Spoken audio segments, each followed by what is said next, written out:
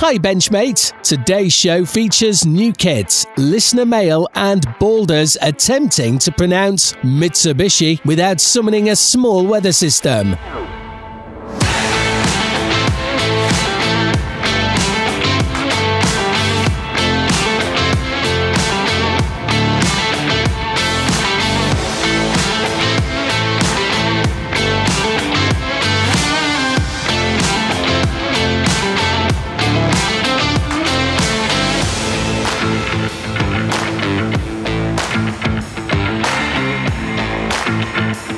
This is Beyond the Box Art, the official podcast of the International Plastic Modelers Society UK. Please welcome your hosts, Paul Pendleton-Brown, Mike Baldwin, James Nevitt, Mark Housley, and Paul Wong. And we're joined this episode by John Tabinor, freelance magazine editor, content creator, and occasional scale modeler.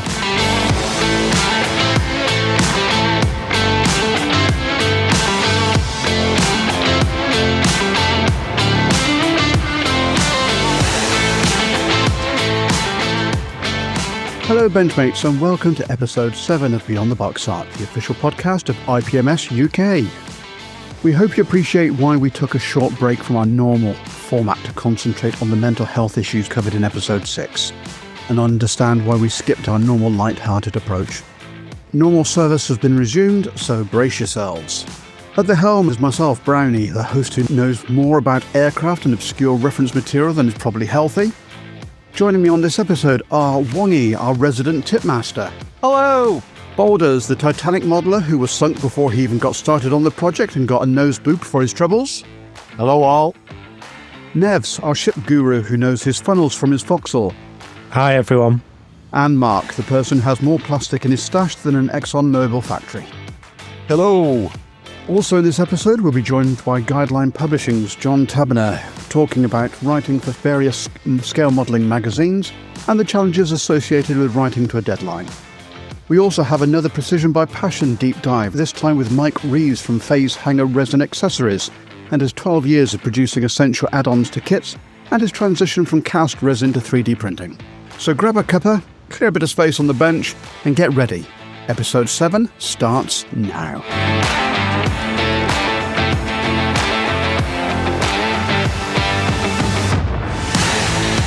Right, Wongy, it's been a whole month since our last catch-up for this feature, so is the Harrier T4 still hovering on your bench? Or has it been unceremoniously parked OTSOD? All I can say is, it's in the paint shop at the minute. I'm just waiting on some decals for it, because it didn't come with any decals. Then again, it never came with any instructions, but having only 15 parts, it was easy enough. But in the meantime, it's in the paint shop. I'm going to park it up after paint, but I have been back on the catamaran. Oh, good grief. So I've taken Mark's advice, which was, can I not have a quick delve into eBay and see if there are any other figures around? And I found this manufacturer in China, and he does these 1/20th scale, which I think is TT scale in model railways, something like that. And did 100 figures for about, I think it was like less than 10 quid. So that's pretty good. Yeah. Very cheap. So I'm going to try and convert some of those and just whack on a little bit of milliput and shape it to make them look like yacht people. And there's enough there to play with it. I only need something like 10. So the other 90 can be cast aside. So I've used them for some other project. So there's that one. And I'm racking my brains now.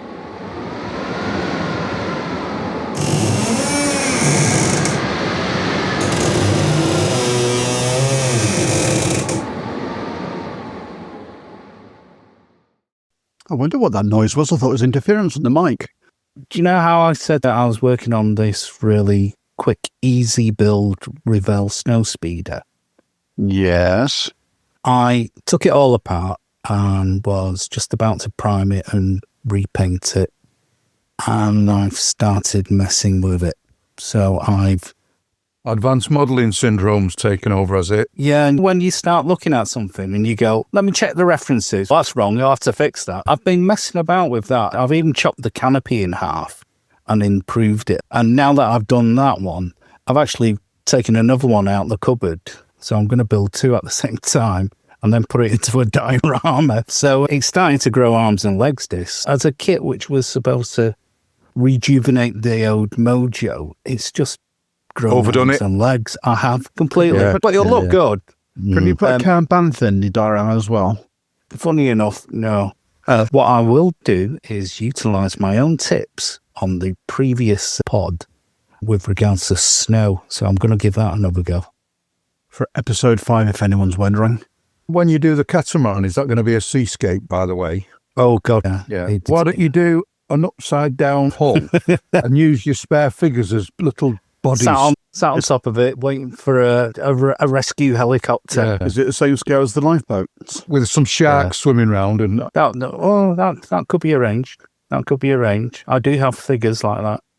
Am I motoring fast? The answer is no. What have you spent your cash on since the last time? Right, because I've been playing with these snow speeders. I think I might have mentioned it before, but I did buy a Bandai snow speeder, which, again, from Evil Bay.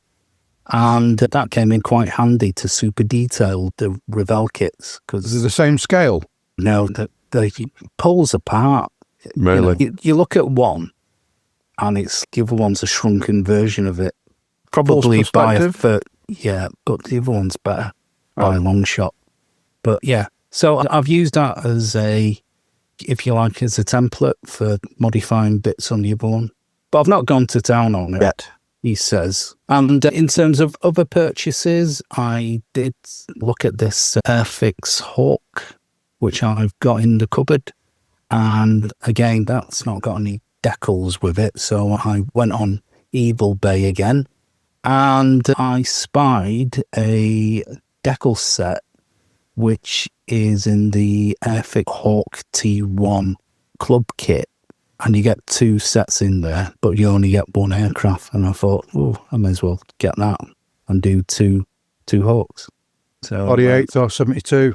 The true scale, Nevs, it's 72 only. 48 takes way too much shirt space, and I've only got a tiny house.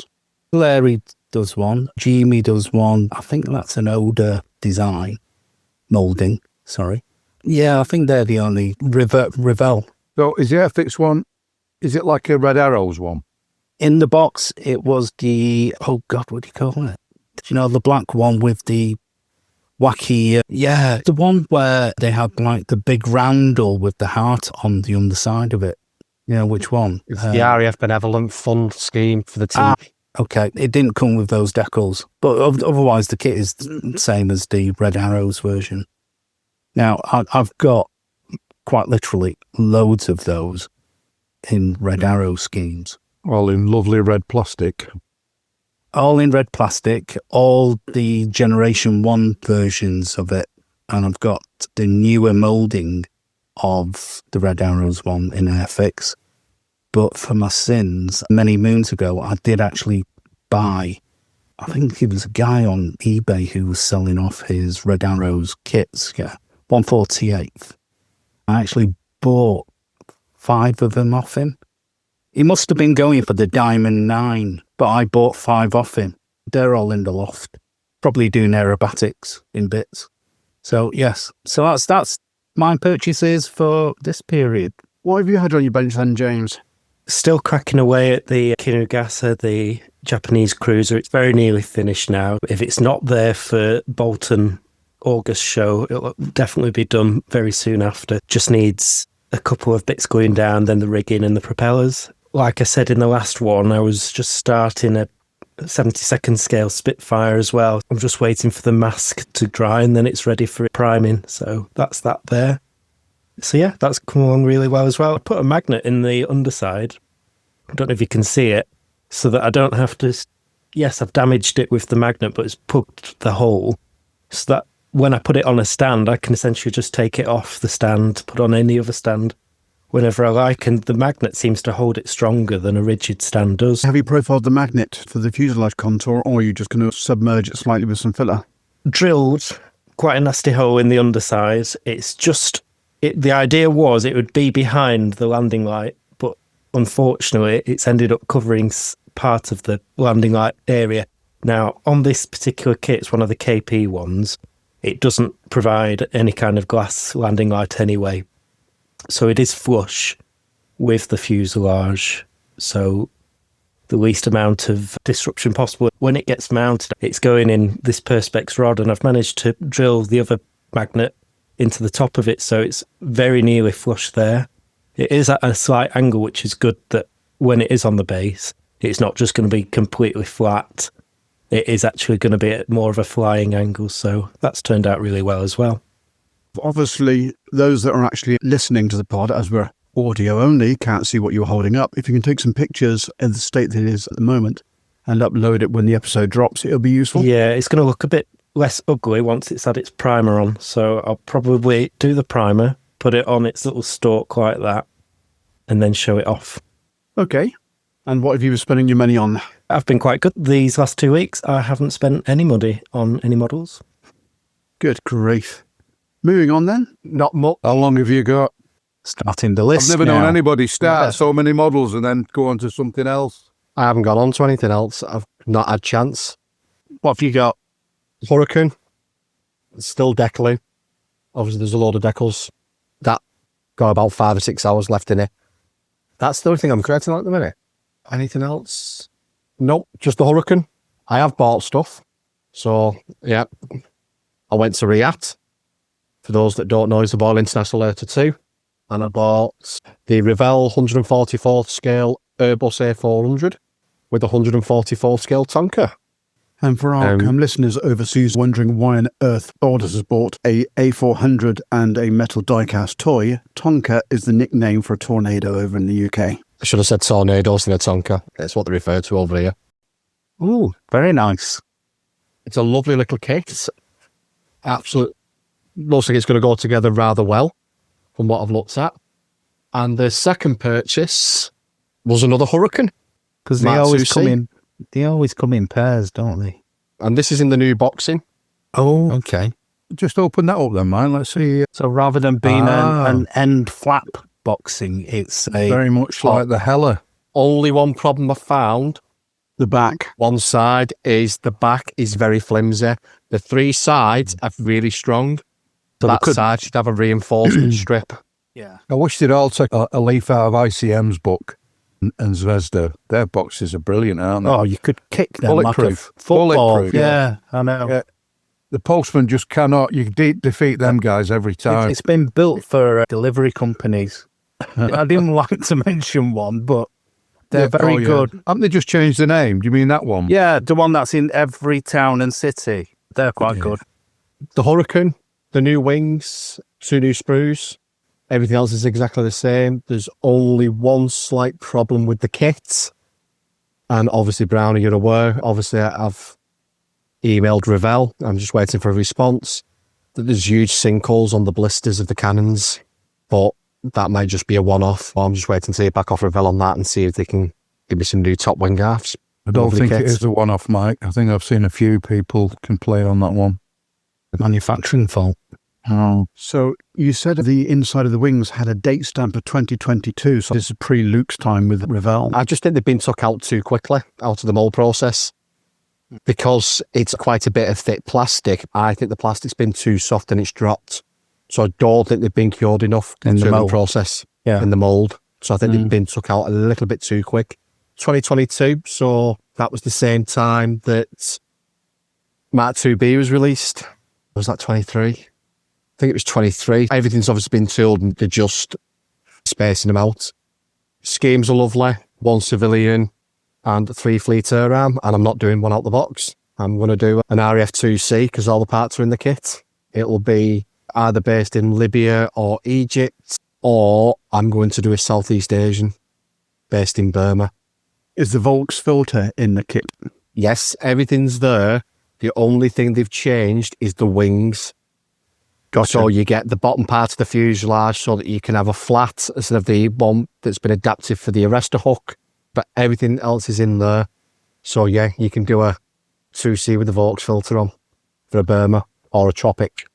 So for the King's Cup colour scheme, have you got to the cannon ports a separate piece, or have you got to do some Surgery, so you've got to cut the cannons off and then fill it and sand it to give the wings a nice bit of roundedness, which is a bit odd because the 2B, there was an insert to fit in the Browning 303s, which was obviously in all 4 Brownings together, which I thought they would have just done the same so that you could put each cannon in, because if they're doing a 2D, they're going to have to do another wing because there's no guns on the leading edge of the wing because they had the tank busters underneath.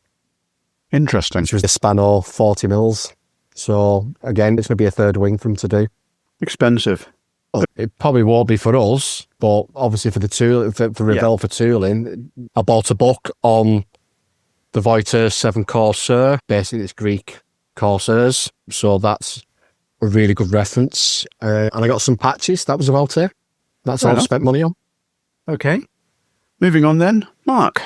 Nothing really. I had a little operation on my hand a fortnight ago, so that's stopped me doing much of anything. And the thing that I was doing, the little Hella Carras, the PZL P23, I've just boxed it up at the minute. So at the moment, I have absolutely nothing on the bench. I'm not doing anything. As usual with work, because it's month end, it's got a bit crazy. I'm concentrating on that at the minute. Purchases. I've got the new Airfix Liberator D, the one that people are complaining about that it's got the wrong canopy in it. Yeah, the original kit came with 2 canopies in the clear parts, and one of them would have been correct, yet for some reason Airfix have put the wrong one in this kit. I do have the other version, so I'm probably all right. I can swap. If I ever get round to building it, everybody says to me, you'll never build it. But I might do, eventually. I wonder why Fix didn't just put them clear parts. I don't know. It would have been more effort to cut that canopy off than just leave it. Yeah. There were 2 separate sprues in the H kit. So the B24H had 2 separate clear sprues. One was armoured, one was bubbled. The D shouldn't have the armoured in it, which is what they've put in it. And I think it might just be a packaging issue because they're all packed in India. So they may have just run the wrong one off and then packed. Can't have done. Don't think they could have done that. On the tooling, they will have done. If they put the wrong tooling on, they will have done. Have you written to Airfix or emailed Airfix? No, I'll probably just see what the score is. I'll read a few of the blogs and see what people are doing. They've not posted anything yet. It was all over Facebook, quite a few, and Britmodder, obviously. But like I say, I've got the other kit, so I've got a fix, I suppose. Yeah.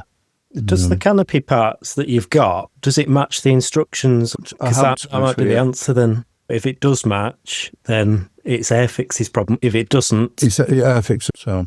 Is the Liberator the only purchase? I've purchased, after talking to Luke the other week, the airbrush that he was messing about with, the Pro Convoy PS270, just to have a try and a play with it. Because I was very impressed with his airbrush control. It's very good. It really is a nice airbrush. It cost me 100 quid, to be honest with you. It was a tad, literally a tad. But I couldn't tell what he was, because you know where I got it from, our favourite local shop. Hindley based shop. He did me a deal on it. Yeah, it is very good. And I was getting some really nice results with it.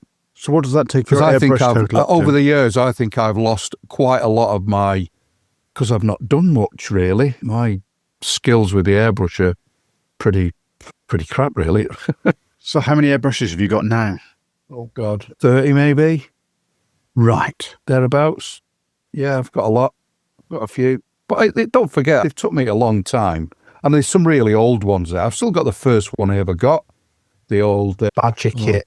Dilby Sprite Major from the Manchester model shop. That might have been Andy Brown who sold me. I got it with a little DeVilbiss compressor, and it was probably a week's wage then. This was in the early 80s. They were a good set of lads. They actually told you what you needed and not to waste your money. And the thing was, they were modelers as well. They weren't just lads serving you and taking your money. I always remember Andy Brown being just as interested in seeing what was in the box as you were. Like most modelers, before you buy the thing, they'll usually have a quick nosy inside, won't they, and see what they're getting, kind of thing. And they were just as keen to do that as you were. I used to walk past the shop window, and It was incredible because they filled it with all these built kits, didn't they? Yeah. And I used to wonder who yeah. builds those kits. I had a few in there over the years. There was a good club in there as well. So they were never short of guys to bring stuff in and put it in the window for a while. And they'd leave it in there for a few weeks and then they'd give it back. Covered in dust. I've still got one that I had in the window from 82, 83 in God's Chosen Scale in 72, a little tank diorama thing. And it came back with a lovely little cover over it. It was good. A few planes in there. It's very good. And the other thing I remember, depending on who you got, especially if it was Andy Brown, you'd come back to the till to say, I'm going to get off now, Andy, I'm going to settle up. All the paints would be there, just in case you wanted them. Do you remember the Humbrol authentic colour? And there'd be a little row of them there. Absolutely superb. Hey, service with a smile. You don't get that. No. And I remember it was Andy that introduced me to the super thin glue, but it wasn't Tamiya.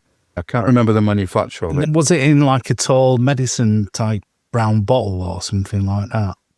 No, it was very much the Tamiya super thin glue bottle, but it was a bit smaller. It was a tad smaller. Oh, okay. Everybody's waving medicine at me now. Don't drink it.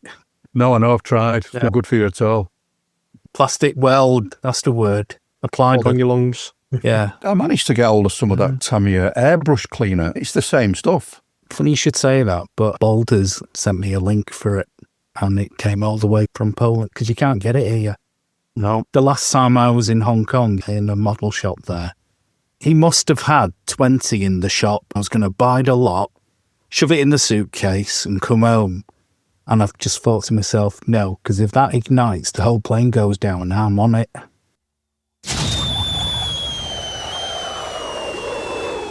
So, forget it. Yeah, you can chance one, can't you? A little fire. A small fire in the home.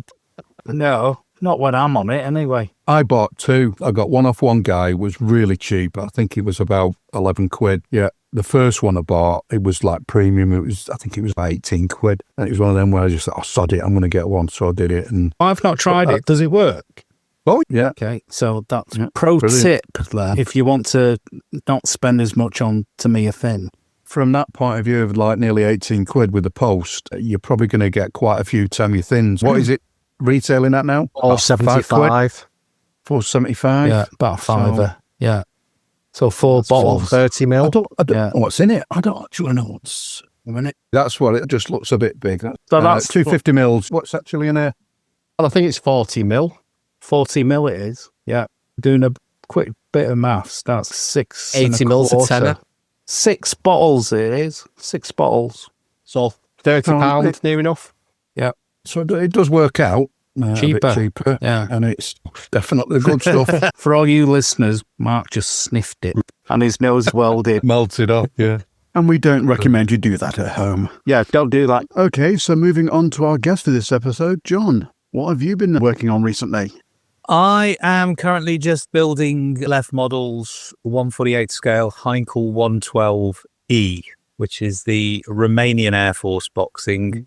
The 112 was the sort of unsuccessful competitor to Messerschmitt's 109, which saw not really any service with the Luftwaffe, but did see service with the Hungarian and Romanian Air Forces in the early part. Is that the one with a slightly elliptical wing? Yeah, it's a very narrow wingspan and a almost slightly gull wing to it, actually. But it looks like the 111 bomber, but scaled down. It's a very Heinkel look to it. Didn't Matchbox do one of them? No, they did the Set 70, the reconnaissance plane. So that's been re-riveted, so the cockpit rebuilt, some new resin exhausts modified. It'll be Romanian because it's one of my interests, although Hungarian would have been good if there's some markings in there. And that's just got assembled today. So hopefully get some paint on it maybe by Friday. That's all good. Very nice. That's actually a rare one I bought and will be a magazine article rather than one that's sent to me to review. So that's quite nice to actually get one of my own ones in. Obviously, we'll be coming on to the magazine very shortly, but the 112, you say it is a bit of a rare bird. Why on earth did someone tool a 112? I think it's just one of those models that interests World War II modelers because it's esoteric enough to be interesting.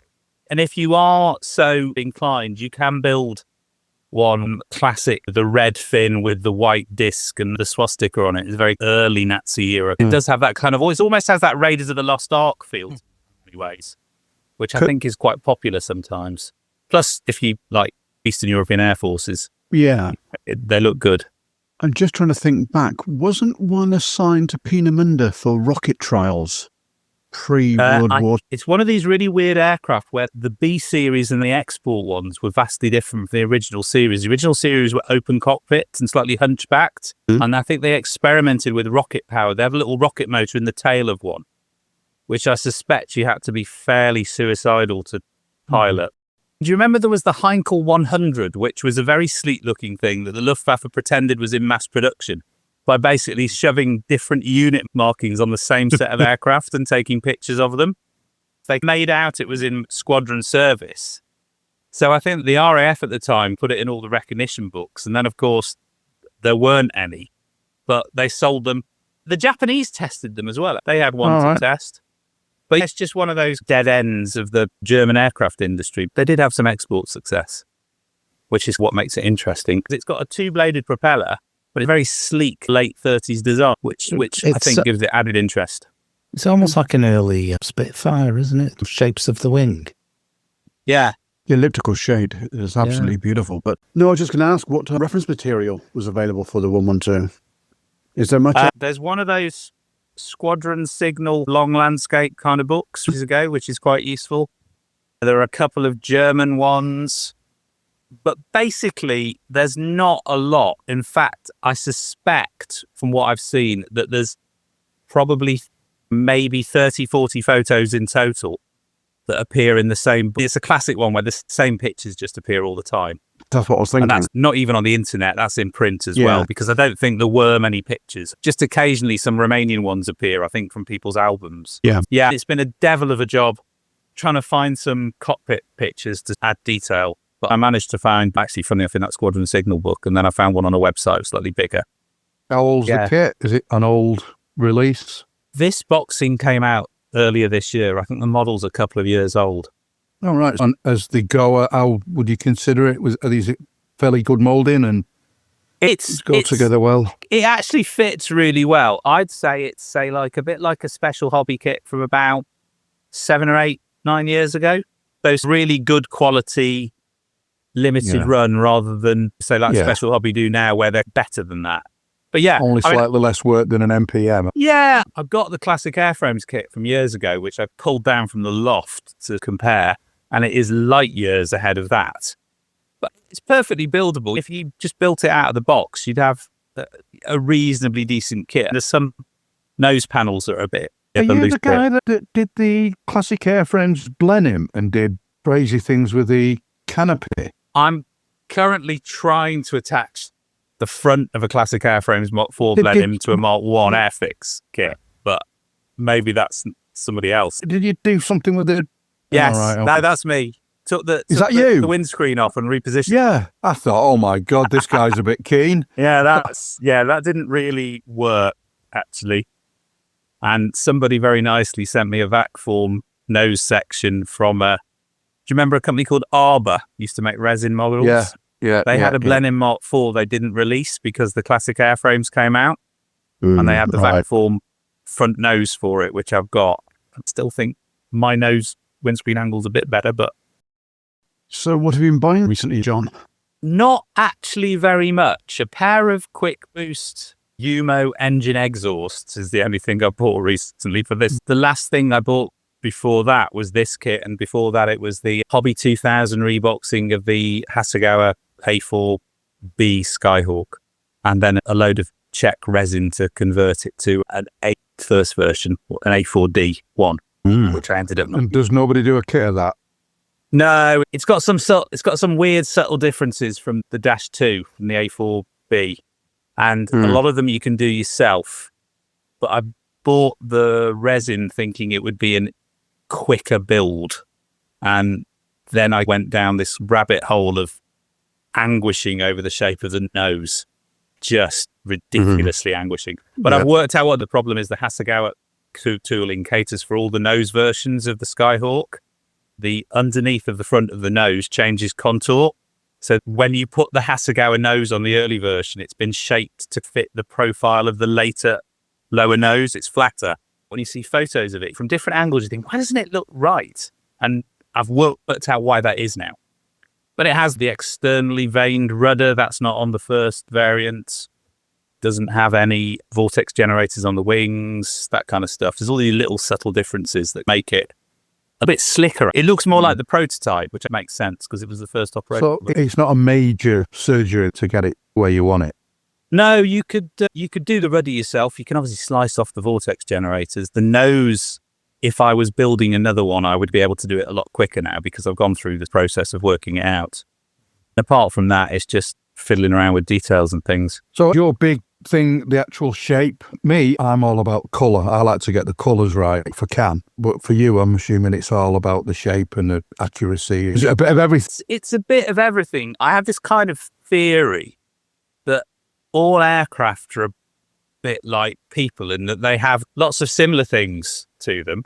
Wings, nose, tail, but they all have little quirky points that give them their unique identifying features. It can almost be like the shape of a cowling as it angles round, or the curve of the top. Like on a Skyhawk, the curve at the top of the fin is actually quite characteristic, and it's quite hard to capture that.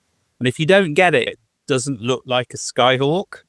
It's the nuances I think I'd like to capture. I can live with something not being the right length as long as it's not terribly out, or the right wingspan, but sometimes you look at the shape like with the nose, and from some angles, it just doesn't seem to catch the character of it.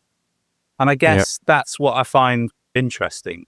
I was just wondering if our guest for the pod, Mike Reeves from Facehanger, is going to be on this episode a little later. And he's doing a range of A4 bits and pieces as well.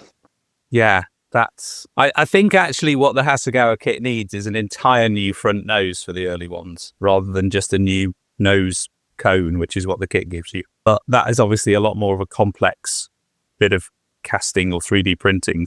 Have you managed to feast your eyes over this new one that's just come out? I can't remember the name of the company that does it. Magic Factory. Yes. No, I haven't seen that. One of the guys in the magazine has just built it. A guy called Daz Greenwood's built it for scale aircraft modelling, and it looks like a really nice model. Yeah, let's hope they bring out some kind of earlier versions, although it's the A4M, so it's the later one with the redesigned cockpit. So I suppose that, they could do an A4N, I suppose, some of the Israeli markings, but that's about it. Was there not an inaccuracy in the nose on that one as well? I seem to remember someone bringing out a 3D corrected nose for it. Was that because it's moulded so it can be opened up, and was it one of those kits whereby building it all closed up was a bit of a ball ache, possibly? Yeah. I know there was something about the nose that I remember reading. The A4M and the A4N are the Skyhawks with every single bit and bump shoved onto them.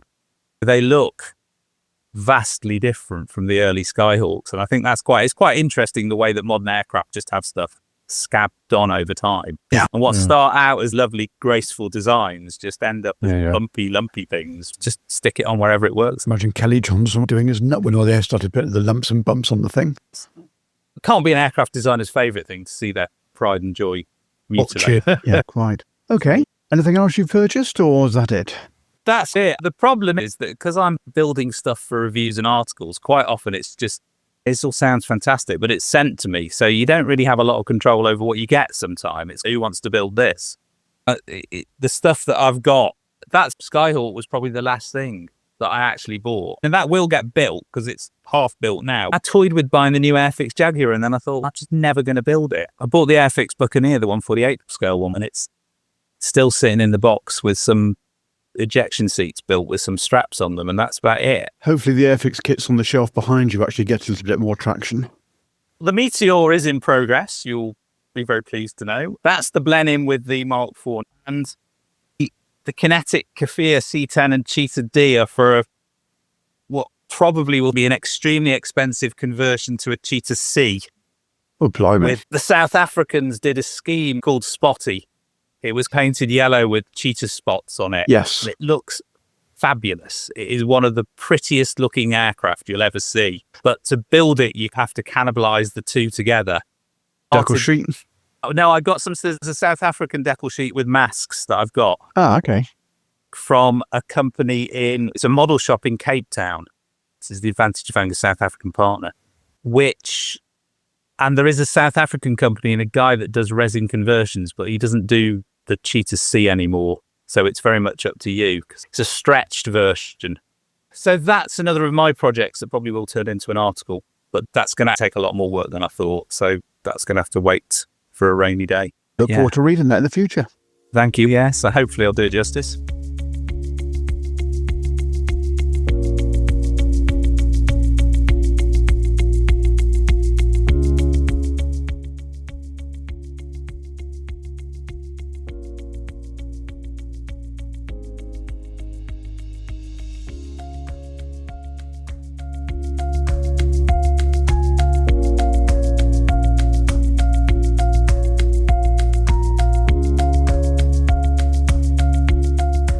G'day, it's Chris, the Promotions Officer from the Queensland Model Hobbies Expo.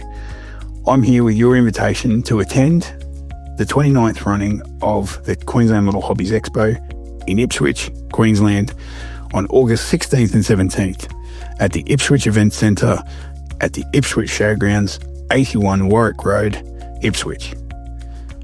Please visit qmhe.com to register your entries. Hoping to see you all in August. Cheers.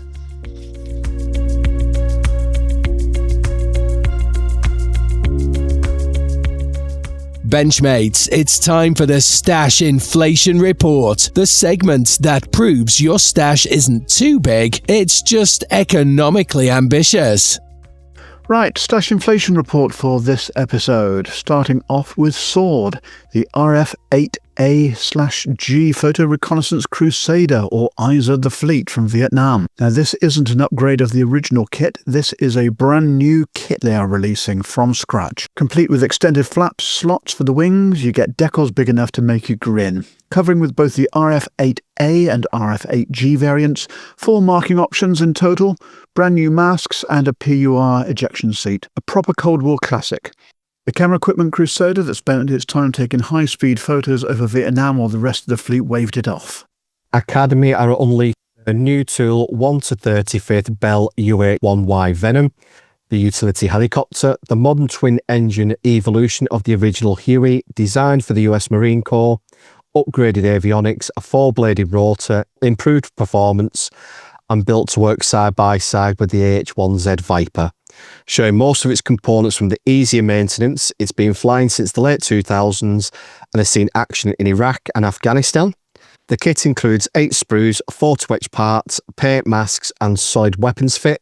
You can choose between either the 12.7mm GAU-16 or the GAU-17A cruise surge machine guns, plus the LAU-68 rocket launcher. Boarding doors can be built open or closed. The rotor blades can fold and you get 5 United States Marine Corps markings covering the 2017 to 2020 era. For the small-scale crowd, Academy have also got the 1144th Boeing's E-737 Peace Eye, South Korea's airborne early warning and control platform, based on the Boeing 737. It's basically a flying surveillance centre, fitted with that huge radar on top for long-range detection, tracking and control. 4 aircraft were delivered to the Republic of Korea Air Force between 2011 and 2012, massively boosting airspace monitoring over the Korean peninsula. The kit comes with 4 sprues, plus clear parts, a choice of 2 markings and a paint mask. Now for something stealthy, Trumpeter's 1 to 48 J-20S Mighty Dragon. This is a twin-seat version of China's 5th generation stealth fighter, developed by CAC for the PLA Air Force, first sighted in test flights in 2021. Publicly unveiled at Zhuhai in November 2024, and by mid-2025, already deep into development, reportedly admitted into formal service. Sleek, angular and purpose-built to slip past radar, it's a modern jet modeller's dream, provided that you like painting very sharp edges. Edwards next up with their 148th Ki-115 Tsurugi, the Japanese World War II suicide aircraft. This limited edition includes Edwards' own plastic parts, 3 marking options, pre-painted photo etch and paint masks. It's a stark piece of history in kit form, but a fascinating build for those who appreciate the rarer subjects. And if you want to build something with a bit more range, Edward are also doing the Schnellbomber Ju-88A4 in 48 scale. The German World War II twin-engined multi-role bomber. This limited edition kit features the ICM plastic part, 6 marking options, decals from Edward, pre-painted photo paint masks and resin wheels.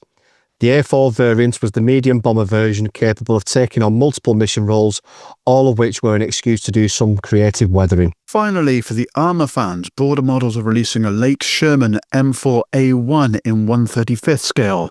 This one's got it all. Accurate decals for 4 paint schemes, photo etch and clear parts, workable suspension and track links. 2 types of gun barrel, metal and plastic, and a complete set of US Army stowage including boxes, packages, plus a captured German helmet and gas mask for diorama potential.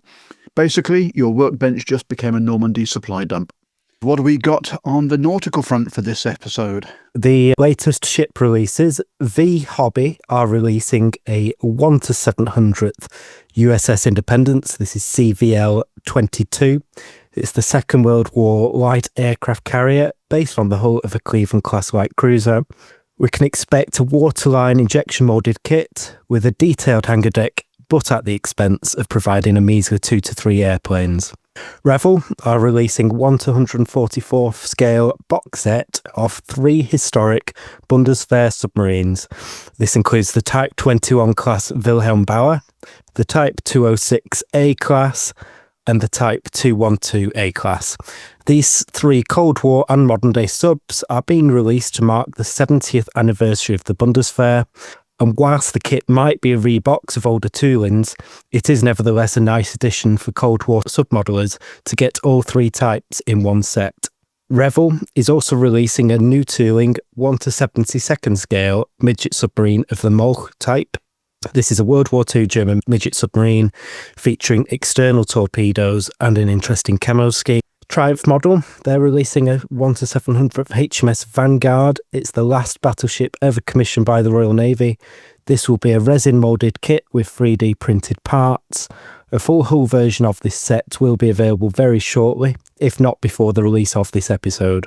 Triumph are also releasing 1/350th scale kits of the Japanese destroyers Akizuki and Shiratsuyu. 2 different classes of Japanese destroyer available as basic, full hull and also upgraded version kits. Triumph have also announced their intentions to follow these 2 kits with a boxing of the Fubuki class next year. Starling Models are releasing a 1/700th waterline 3D printed kit of HMS Scorpion, one of the wartime S-class emergency destroyers, with parts in the box to also complete HMS Venus of the V-class and the Norwegian destroyer HNOMS Stord. TACOM are planning on releasing 2 1/350th scale destroyer kits. These will be the Soviet destroyer Gremyashchi from 1942 and the People's Liberation Army Navy destroyer Anshan. And then last but certainly not least, Verifier have announced a 1/350th USS Smith DD-17. And if you couldn't tell from the serial number, this is one of the first generation World War I era US destroyers, and it will be a full hull injection moulded kit. And that's your lot. Fresh releases across air, land and sea, mostly sea this episode. As always, we accept no responsibility for the dent in your bank account or the smug grin you'll be adding these to the stash.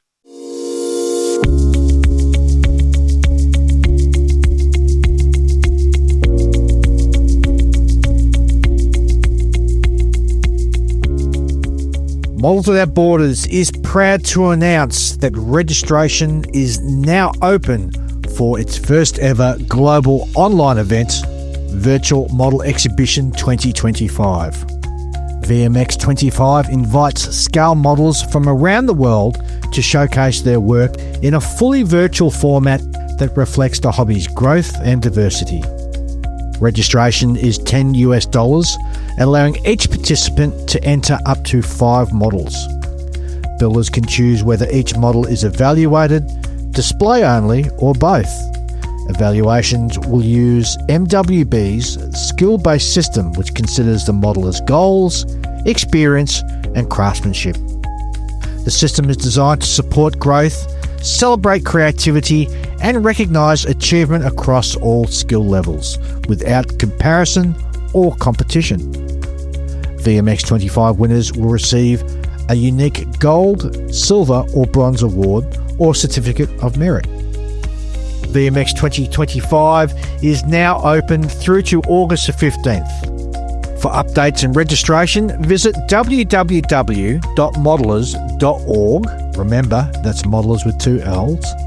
And subscribe or follow Modelers Without Borders on social media.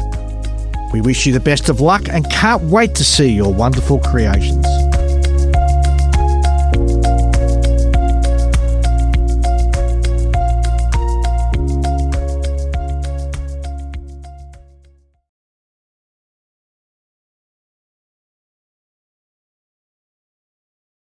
For this episode's Precision by Passion, we're heading into the world of finely crafted resin accessories, the kind that make you look at your kit and think, yes, that's how it should have been in the box. Our guest is a name many of you will already know, Mike Reeves, the founder and driving force behind Phase Hanger Resin Accessories. From cockpits to pylons and intakes to exhausts, Mike's parts are designed with the modeler's obsession for accuracy and fit in mind. But Phase Hanger isn't just about aftermarket upgrades. It's about one modeler's journey from pouring resin in the early days to embracing the possibilities of modern 3D printing. It's about craftsmanship, innovation, and listening to the community to produce exactly what's needed, right down to the smallest detail. Mike's story is one of turning passion into precision, building a business that supports and inspires modelers all over the world. And today we get to hear how it all began, how the process works, and what it's like to run a specialist business in our hobby. Mike, welcome to Precision by Passion. Thank you for having me. This is wonderful. I really appreciate the opportunity. You are very welcome. Okay, so let's start at the very beginning. How did you get into scale modeling, and what has kept you hooked? That's a little bit of a fun story. I got into scale modeling probably when I was 5 years old, so just over 50 years ago. My dad used to work at Sears in the paint department, but he got in, and my dad was a modeler, and my brother is also a modeler. So my dad got in really good with the toy department supplier that brought models to Sears, because back in the day they sold them. It turns out that every time they had a box that was open or damaged, the guy just gave them to my dad. He would come home like once every 3 months with a trunk full of model kits. And I would sit at the kitchen table in Michigan watching him and my brother go through all of these cool kits. My dad built semi-trucks. My brother built cars. I built nothing. I actually sat and watched. And as time grew, my dad would bring home a snap-tight and help me build a snap-together model. I had a thing for airplanes. I always have. So that was the beginning of my journey. I went through my early years, pre-teen, building models. Summertime was staying up till 2 a.m. at my little desk in my bedroom, just scrounging around any money I had, go to the toy store, and I would buy a model. That passion turned into, in my teenage years, I worked at a hobby shop, a local hobby shop, and got the nice discount. My paycheck basically went to the hobby shop. And my little meager collection of airplanes turned into a big collection of airplanes by the time I was 18 to 20 years old. And then I did take a hiatus in my early 20s, going to college and the Air Force and all of that. But again, working with airplanes in the Air Force just kept driving my passion for aviation in general. I actually fell in love with aviation because of the Blue Angels. When they flew A4 Skyhawks, they used to fly in and out of the local airport by my parents' house, about 2 miles away from our house. My dad would set up a ladder during the week because they would be there for the week. Set up a ladder and I'd climb on the roof after school and watch them practice and then go to the show. So all of that has just compounded into just a never-ending love, especially for jet aircraft. I went through my World War II stage, but I still do.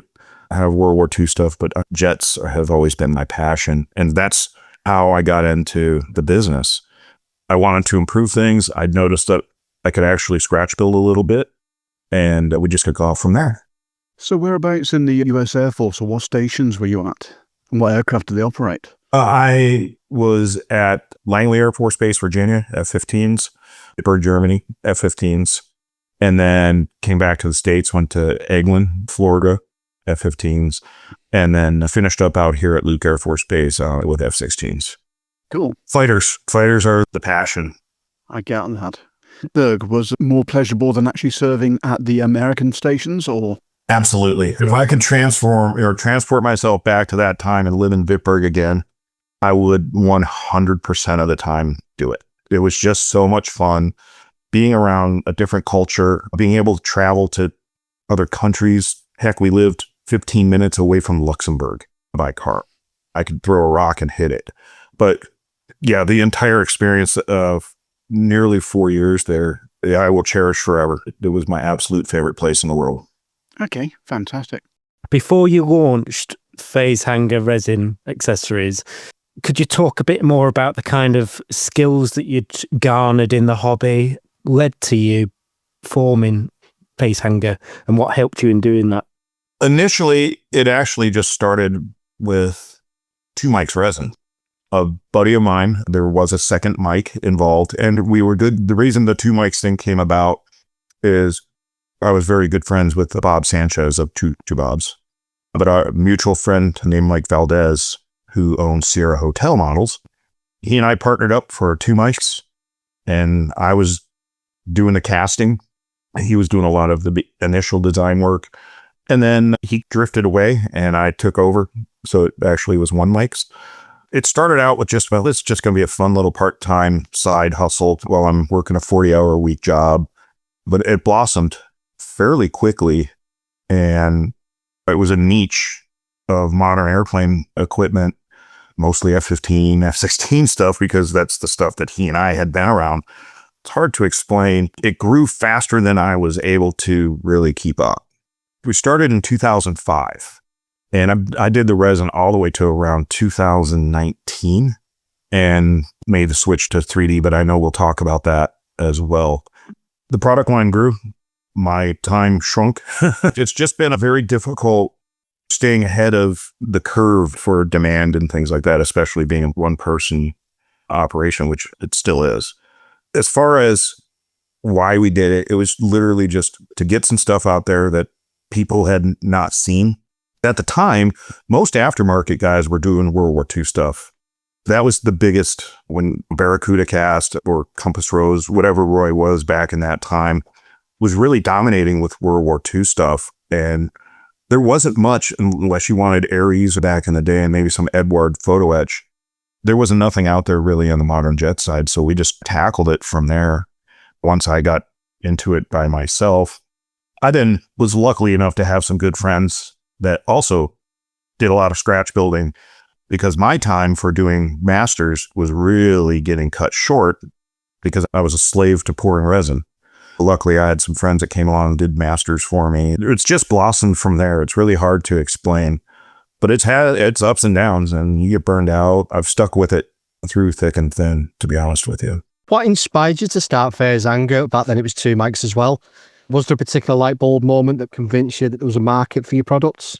Yeah, what really inspired me, again, it was just a lack of aftermarket out there for the things I like to build. Funnily enough, it's always been a me business, if that makes sense.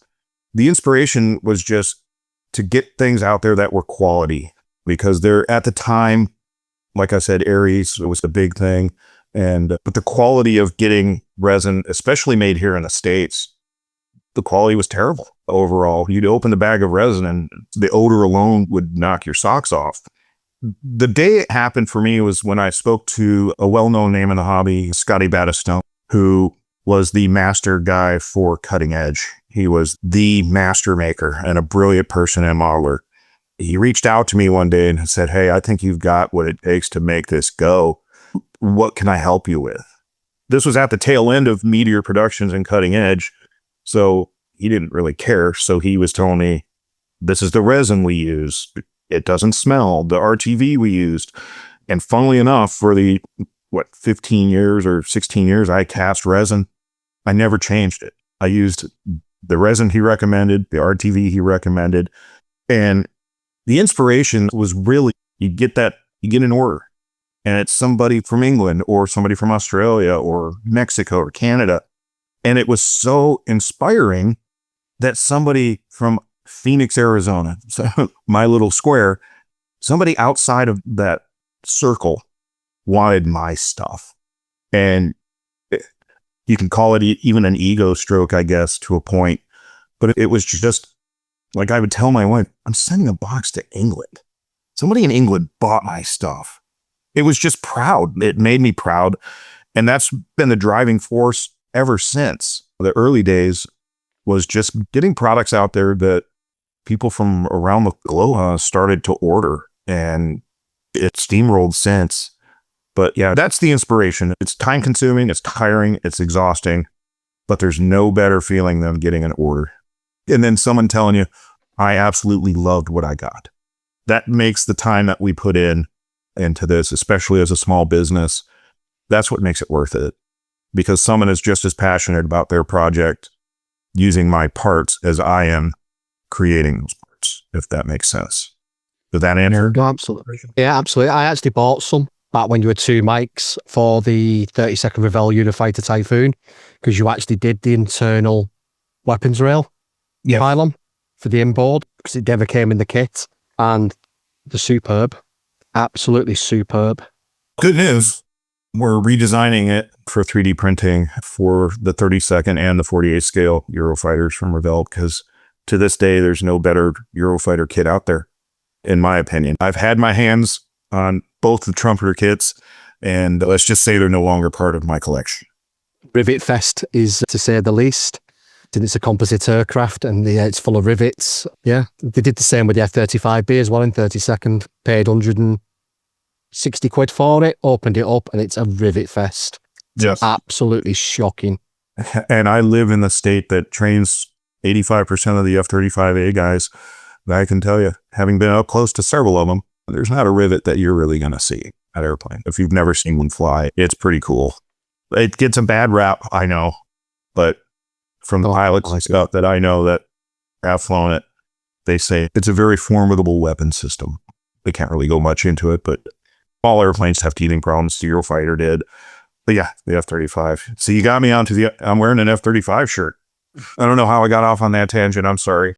Absolutely love the banter as well, not just the questions. It's always fun to just talk. Yes. The F-35 is an interesting aircraft. The Royal Air Force has them, and they're coming into service, as are the Royal Navy aircraft examples as well. But we've just modified part of our order for our current version to 11 or 12 A models. It's the A model. Yeah, it's going to be used in the nuclear role, but also used for training, because they realise that we're actually eating into the hours for the F-35B. Yeah. We're just doing circuit training, and why do you need something that's as complex as that for just banging the circuit? So they'll be used for training as well. We've just lost another F-35B because it's currently landed in Japan. So, yeah. We've had one in India, now we've got Japan. We did get the India one back, though. For those who aren't familiar, Hank, can you walk us through what phase hanger resin specializes in and what types of products you create? As we spoke about earlier, what we do are 3D print accessories, mostly in 1/48 scale. We do have some 38-second and some 70-second, mainly for modern jet aircraft. But we are branching out into other avenues on some things. Right now, the line I carry in my store is Flightline resin. The owner is Richard Van Zant, who is a dear friend of mine as well. He does about 75% of my 3D design work. He is a CAD master, but his line really specializes in weapons, pods, ECM gear, and things like that. Now he's branched out and is doing a lot of landing gear. Well, I know we have 48 and 32nd scale Super Hornet landing gear, A4 Skyhawk and 48th and 32nd. So his niche is more of the weapons side. And like I said, now with some of this landing gear stuff, my side is a lot of pylons, flight controls. I'm getting just released, which I'm sure you guys know. I think I'm up to 13 sets for the new Airfix Jaguar. Yes, I've ordered the NASA duct from you. I appreciate that, and I'll get it out quickly. And the whole thinking behind it, again, is we're not here to compete and go head-to-head with some of the big names.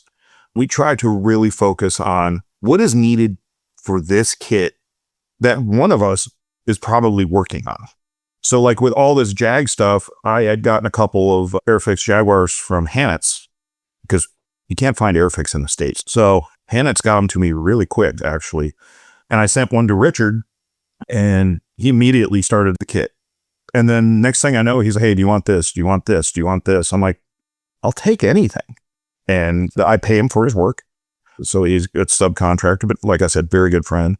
And They'll send me the files, print them in the setup that I deem correct and all of that, and get them out on the market as quickly as possible and hope that some of the other guys haven't done it yet. There's companies out there that we find out, oh, they've already done that.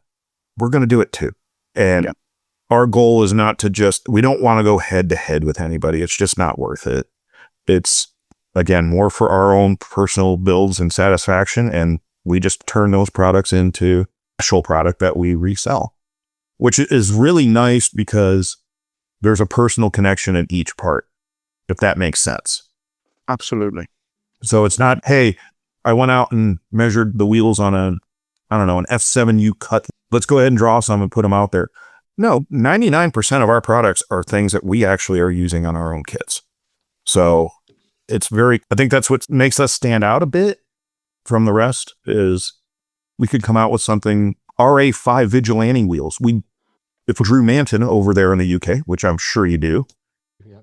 Drew is a good guy. I go on their interesting modeling video, their live stream here and there. And Drew did several things for me now. He's gotten very adept at his CAD drawing and said, hey, do you want these RA5 wheels? I'm like, why not? Yeah. Because the great thing is you pay for the file. I can run in as many or as little as I want now.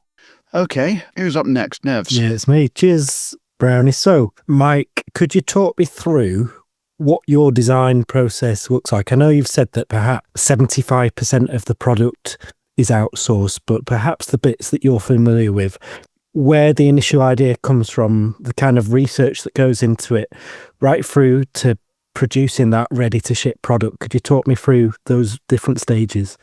Absolutely. Number one, like I had said earlier, 95% of the products that we do, again, are something that myself, Richard Van Zant from Flightline Resin, Drew Manton, Craig Sargent down in New Zealand, they're all very much in my design team, if that makes sense. So essentially it comes down to, hey, I'm looking at doing this or these items. Would you be interested in having them in the line?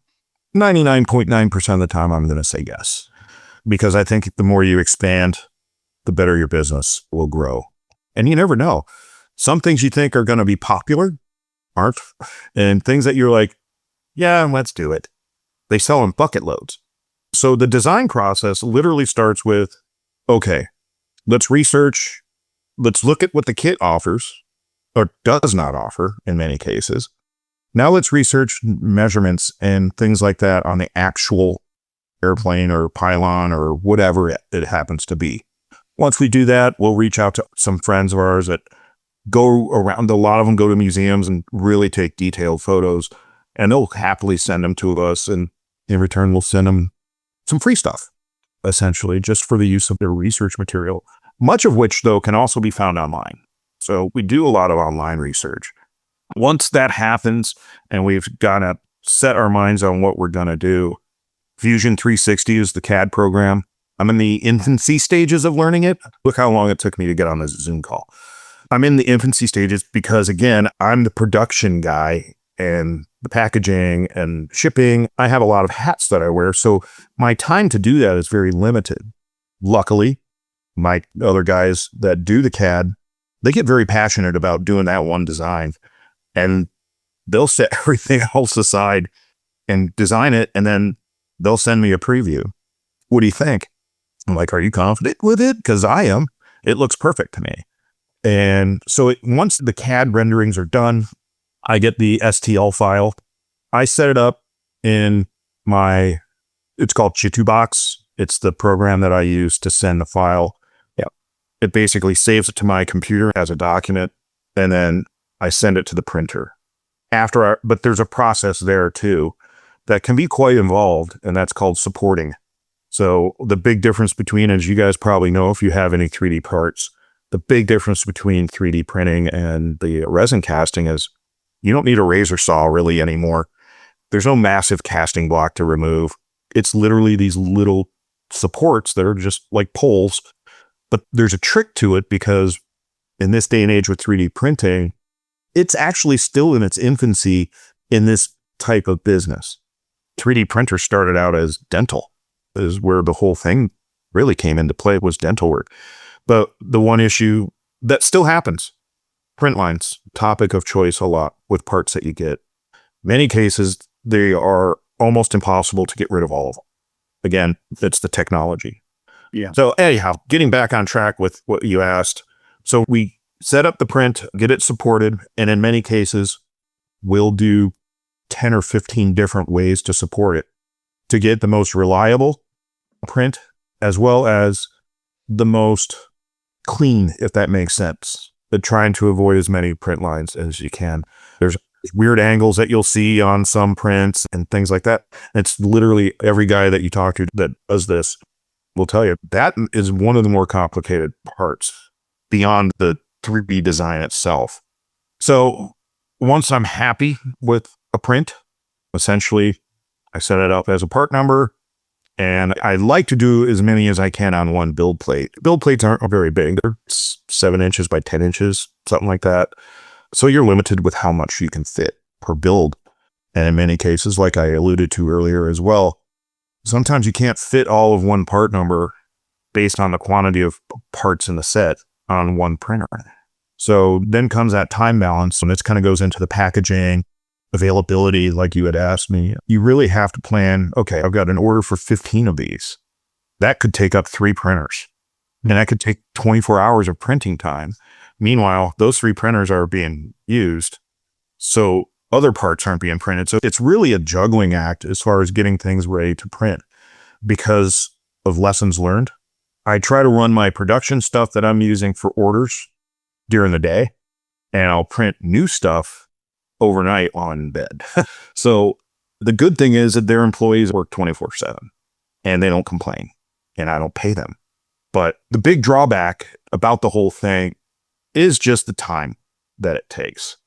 But that said, it's much more time friendly than resin casting, because resin casting, I have to take time to make a mold box. I have to take 24 hours at a minimum once I pour the mold for it to set up, and then I'd have to demold the part and hope that part didn't have so many undercuts in it that it tore the mold. So the whole process actually is far cleaner, far cheaper, and far more efficient than resin casting. But it can take, in many cases, a month and a half to get a file to the point of where I'm ready to release production. Yeah, and I don't think a month to a month and a half is anything to be overly concerned about. If you compare it, yeah, of course, what you're doing is on a far smaller scale to the likes of when we were talking to Revel and their product line and the time it takes them to go through masters and different designs. But I think one of the benefits of 3D printing, like you say, Mike, is that you can just leave something overnight and wake up in the morning and be like, has it succeeded? Has it failed? And individual prints don't cost too much, do they? There is room for failure, whereas perhaps going back to the more traditional casting and thinking, this entire master is going to have to be redone, I think there is far more margin for error. Oh, it absolutely. The one benefit that's really huge to me is literally every part that comes off a 3D printer is identical to the one sitting next to it. They're all essentially their own master, if that makes sense. Whereas with casting, you get some casts come out perfect. The next one you pull, tore the mold, or that mold is starting to wear. So now you're starting to see the quality breakdown. And then you have to start doing the math in your head. Okay, how much did that RTV cost me for this wing section? Because RTV is ridiculously expensive. And so you try to get your mold stretched out as long as you can, quite literally stretched out. But the moment you start seeing the quality degrade, or you pull it out and you're happy with the first 10 pulls, but then the 11th pull, half the RTV is stuck to the part that you poured. RTV versus 3D printing, or just traditional resin casting versus 3D printing, my masters never run out on 3D printing. You can eventually break down a master in RTV casting. Heck, I've broken parts just demolding them for the first mold. Yeah. So it's a lot more user-friendly. And as you said, in the long run, it is cheaper. The real investment is the printer. The initial investment.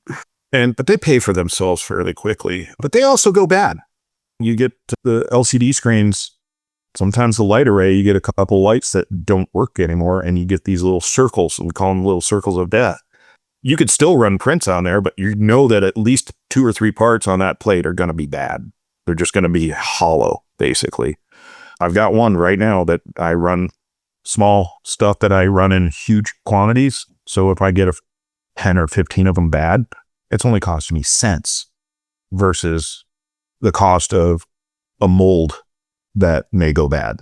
And the time it takes to rebuild another mold box, pour the RTV, and wait on that. Back in my day when I was casting, it was at most 6 molds of a part, at most, because again, the RTV was so expensive. Now it's a $21 bottle of resin, a quart, and it goes quite a ways. And if I get a bad plate, I scrape them off, clean the vat out, and run it again. That's pennies versus dollars. So it is a far more efficient way of doing things. Yeah. I hope that makes sense. Yeah, definitely. Mike, at some point, obviously, you made the decision to move into 3D printing. What was your main drives behind it? What current setup have you got? What printers do you use? Okay. Richard Van Zandt was the main reason I got into 3D printing. And it's just for the exact reasons I was just telling Nev. You're wasting so much money and time casting. And at this time, Richard was just fairly new at doing it. And I'm like, are you sure? He goes, it's the future of this hobby. He goes, I can guarantee you it's the future of the hobby, and you're going to get left behind if you keep casting. So that was a big decision. My first printer I bought was, funnily enough, I still have it, and it's actually still being used, and it's 6 years old. It's the longest lasting printer I've had, by the way. The main reason was just the cost, the time. Again, I talked to you guys before, summertime here, my garage gets to about 116 degrees in the inside, and I have to be out there casting in that. And with the heat, when you're mixing resin to pour into a mold, the flash on that is so fast that I would be pouring and would literally be setting up as it's coming out of the cup going into the mold, and it would just string and it would be hard. And so then I got this half poured part, and I literally had to almost run from mold to resin. It was just getting to the point where the cost was not effective. The printers aren't cheap. I spend $600-700 a piece on my printers now. And sure, there's a lot more expensive ones out there, but I don't have the $20,000 for a commercial 3D printer, nor do I have the space for it. I'm at max capacity right now with the 7 that I use. Right now, I have 4 Elegoo Saturn IV Ultras. I have 2 Elegoo Saturn III Ultras. Are they Ultras? Maybe they're not Ultras. And then my old guy, I still have my Saturn II. The good thing is Richard Van Zandt, myself, and Drew Manton and Craig Sargent, we all use the same printers. So it really helps us when we're testing parts and things like that. We all know each other's setups, our print times, our layer heights, and all of that. So essentially what it does is it provides a quality backup for each of us. I would say, hey, I'm having a hard time with this file. Send me the file. Let me print it. Oh, let's try supporting it like this. So it's far more efficient, for lack of a better term, when you have a way to put a second set of eyes or third or even fourth set of eyes on some of these more finicky prints, if I may, versus here's your master. Go ahead and now you figure out how to put a resin block on it and how it's best going to cast and give you the most mold life.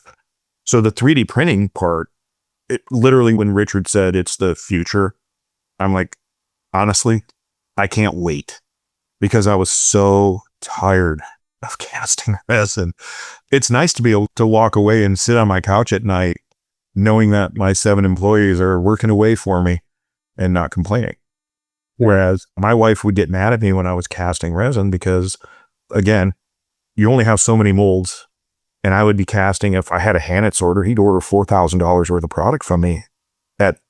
That's after the 40% discount that he got. So if you do the math, $4,000, it was a lot of parts. And I would be out in my garage till 1 a.m. during the week. and get back up at 7 o'clock in the morning, go back at it. And my wife was getting to the point where I was a stranger in the house. So this has actually really put us in a much better spot overall, just as a family, which you might think it's funny, but it's true. And the other thing that her and I, she works from home, or she literally works in the same room as me. This is a far more beneficial setup doing the 3D printing. And it's really nice also because I can build stock. When I was casting, I never had any stock on hand. So every part of this full process is just faster, more efficient, and you can get far more detail out of a printed part. And I know you guys have seen some out there that'll just blow your mind. I just bought his Jaguar seats. My goodness. They are a work of art. Just stunning. And I am not afraid to give kudos to other small guys out there that are working hard at this business. And I told him, he actually PM'd me because I brought him up on my page on Facebook. I'm like, you guys support him. I know we're not going to do Jaguar seats, especially now after seeing those things, but help him make a name for himself because he's worth it.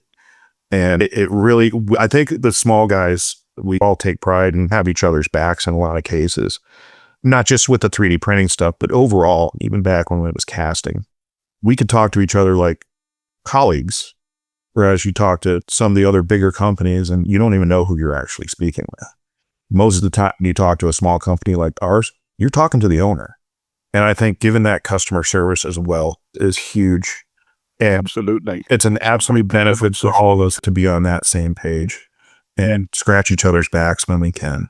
Thank you, Mike. Just one last question for you. So looking ahead, like you said, thinking 3D printing being the future, where do you see phase hanger going for the next few years?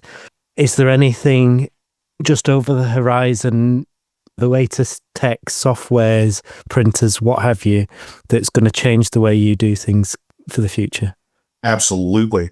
And that's a great question. Right now, just going from, like I said, the Saturn II to the Saturn IV in 5 years of development, the technology and the quality and now the speed of printing without losing quality, I should make that clear too. And on the horizon, the printers are getting far more, the performance, for lack of a better term, is getting so high. They're getting far more reliable. The quality and the way that you can set up prints and get some of the detail in that we're getting now is going to probably double in quality in the next 2 or 3 years. And we'll be able to churn. Naturally, it'll be more of an investment for guys like me because I'm going to buy the next group of higher technology printers because I have to keep up. You have to keep up or you're just going to get left behind, and I'm not willing to be left. So the expense is going to be a little bit more. Actually, they've actually stayed fairly comparable in pricing without huge jumps, given the whole tariff situation could change things. But we hope not. At least it seems to be slowing down in its manifestation here in the States, which is good.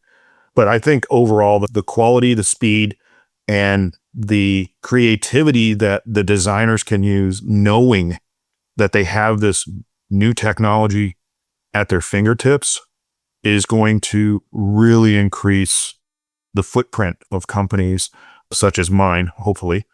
But I also see one negative issue happening with the industry as well. Now it's everybody that has a little bit of CAD knowledge and buys a couple 3D printers. Suddenly everybody's jumping in and the market's actually going to shrink. So hopefully we'll stay. We're not a big company by any stretch, obviously, but I think we're a known entity enough that people are going to still support what we put out. But that, I think that everybody jumping in, it's either going to help or really hurt the industry. I don't see how it can really hurt. It's going to hurt other companies. People aren't going to start reinventing the wheel when you've actually already produced the wheel and you can actually buy it off the shelf, because obviously it's going to save time. I'm also going to say that I think a lot of, and it's already happening, a lot of mainstream model manufacturers are going to start adding 3D printed parts in their kits because they know the limitations of injection molding and what they can get out of it. Eduard does it the Profi packs. Now you're getting some 3D printed stuff. Ari is going to be adding, Craig Sargent's doing Kotari's 3D printed stuff. I would love to be able to get in with Airfix and say, hey, if we did this for you, how many sets would you like? And they could add them into their, given my overall profit might be down, but at least my stuff's getting out there. Exactly. So that, to me, to answer your question more clearly, I foresee companies, smaller companies that put out a hopefully high quality product. We could actually be really good subcontractors for some of these major kit producers. So they don't have to buy the equipment. They don't have to worry about it. Here's the design. Do it. I literally just did that for Sprue Brothers for the EB conversion, the 48 scale E2B. Scott Brown, who did the decal sheet, reached out to me like, hey, do you think you could print these for the Nationals? I'm like, it was 2 weeks, but yeah, I could print them. So I sent them off and Sprue Brothers sells them. They credit me and they paid me immediately. I would love to see more of that happening on this side of the business. I think that's going to be the main growth point that we have to look at. I have a business plan and what's my next step and how and when can I accomplish that step? A lot of times it ends up being pushed back or it gets convoluted, the whole scheme of things. But I think anybody who does this and does it for a living is going to have to stay with the times, with the technology that's coming. I've already heard that the new Elegoo printer is going to be ridiculous. And I'll have to push a couple out of the workshop and buy at least a couple of those to start. To keep up with the Joneses, you really have to keep up with the technology, I guess is what I'm saying. And you have to be able to not just do that. You have to find other ways to expand how you do business, because just having a web shop distributor isn't probably going to cut it forever. Looking forward, I can see how we might try to hook up with a major manufacturer to get more new pylons for their kits or something, whatever they deem is needed. We would be happy to work with them. And at that point, more distribution and things. So that's where I'm looking ahead, is getting our products into other different avenues, if you will. Yeah. Okay, so where can people find your products? And are you looking to expand your distributor network? Or more to the point, who are your distributors at the moment? Sure. Number one, the best way to get a hold of my products is through my website, www.phasehanger, Hangar, resin.com. We also have an eBay store. If you're an eBayer, you can just look up Phase Hanger, and we have all of our products on eBay. It's actually cheaper to go direct, but we'll leave that there. Currently, we only have one distributor, and that's the 48ers out of Cyprus. Really? Yes, and we're always looking for more, even if it's a chain of stores. We had spoke earlier, we've reached out to them. They don't really want to add more aftermarket at the moment. So any place, if it can save our customers money, especially our overseas customers, postage isn't cheap. I know that. And really can put people off from ordering. Here in the States, I don't have that problem. And I'm actually not looking for distribution in the United States.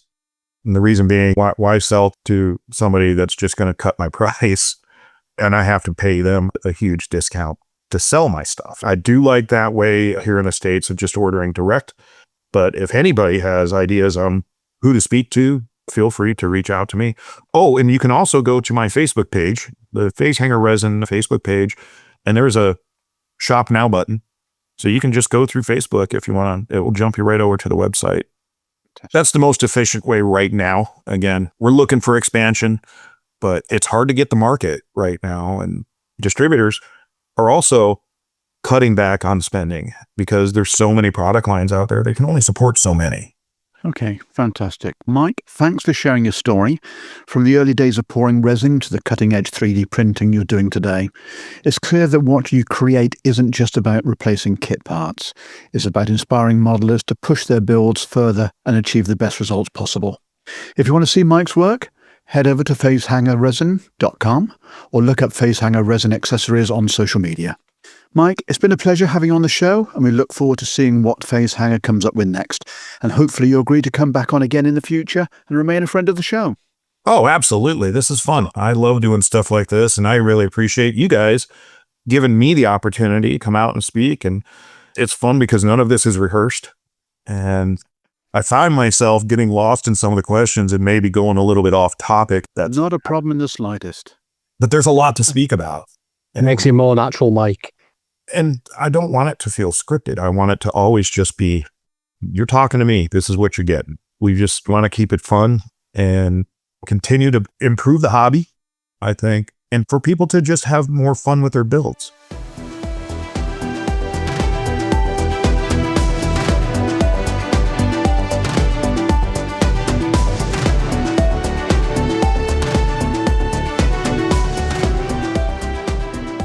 It's time for the IPMS UK Dispatches. All the latest news and updates for the Society with Mark Sanderson, Publicity Officer, IPMS UK. So Mark, third IPMS Dispatches. What have you got for this episode? Brownie, I've got some really good shows actually, and we'll kick it off with the first one, which is IPMS Womborne, I think I've pronounced that correctly, model show, which is on Saturday, August the 23rd. It opens from 10 a.m. to 4 p.m. Probably everybody's heard that sort of timing. And it features the club displays, some traders, an open competition that people can get involved in, and on-site refreshments. The address that people they need to know, the postcode. I've completely forgotten my phonetic alphabet, so I'm just going to make it up as I go along. D for Delta, Y for Yankee, 6, 8, Alpha Papa, and that's at the Perfect. Oh, there you go then. Kings Winford Community Centre. So that's what people should look out for. On the same day, and the Scottish part of our string, there is the Aberdeen Scale Model Show, which is also on Saturday, August the 23rd, 10 a.m. to 4 p.m, and promises to have club and SIG displays, traders, competition, make and take for obviously what people are, if they're not familiar with, where you can turn up, pay a small donation, make a model there of whatever they've got available, and then take it away and finish off at home. And they've also got a kit swap sale as well. Going to quite rare nowadays. Entry for that one is £7 for adults and £4 for children, with under 6 going free. The all-important postcode is A for Alpha, B for Bertie, 156, L for Lima, N for November. And that is Curl, Aberdeen in E-Day Walk, Summerhill, Aberdeen. You nearly got there, right? A for Bravo, but close enough. And the next one up is Stoke-on-Trent Model Show, which is on Sunday, August the 31st, 10 a.m. to 4 p.m. That one is at the Priestwood Centre, the Staffordshire County Showground. Postcode is Sierra Tango 180 Bravo Delta, and that is £5 admission to get in. And the last one, which in my opinion is the most important one because it's my own club show. I'm not biased at all. Which is Model. Of course not. Yeah, Model Fest, which is held on Saturday, September the 6th, 10 a.m. to 4 p.m. again, and that is at the Hart Leisure Centre in Fleet.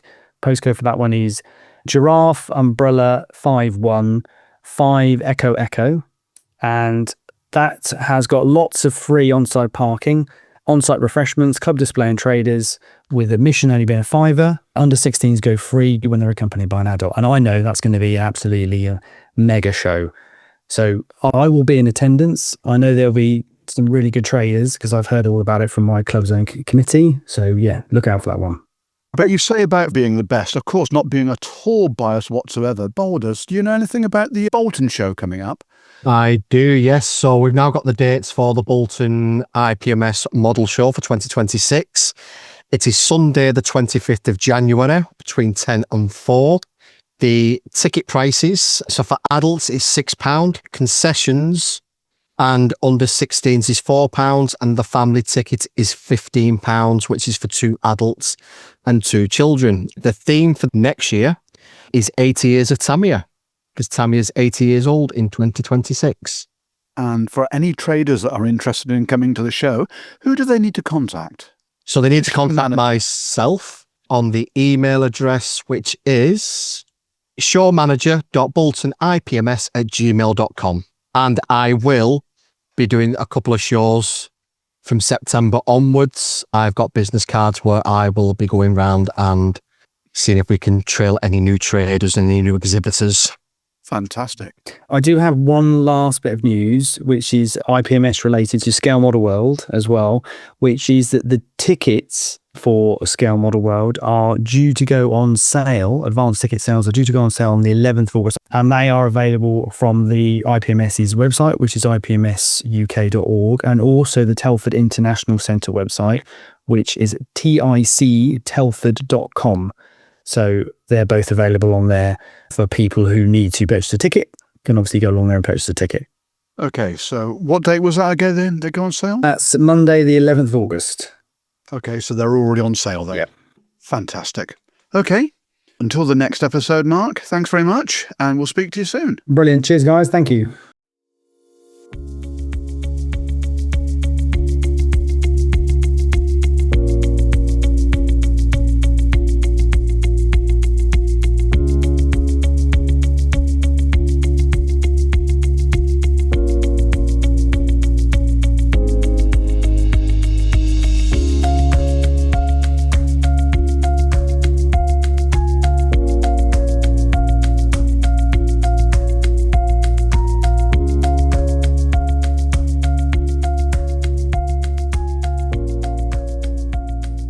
Welcome to the next Rivet Counters Minute, brought to you by Matters of Scale.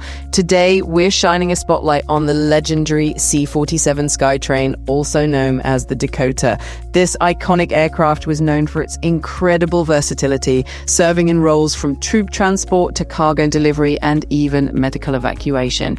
It was powered by the robust Pratt & Whitney R18-3092 twin Wasp engines, which contributed to its legendary status in aviation history. Now you can bring that same authenticity to your 172 scale model with our brand new engine set. This set includes 2 exquisitely detailed engines, capturing every detail from the spark plug wires to the oil lines and prop governor, all faithfully reproduced in 172 scale. And remember, this is just the beginning. Many more engines in this scale are on the way from Matters of Scale, where every detail matters. Don't forget to visit us at www.mattersofscale.com.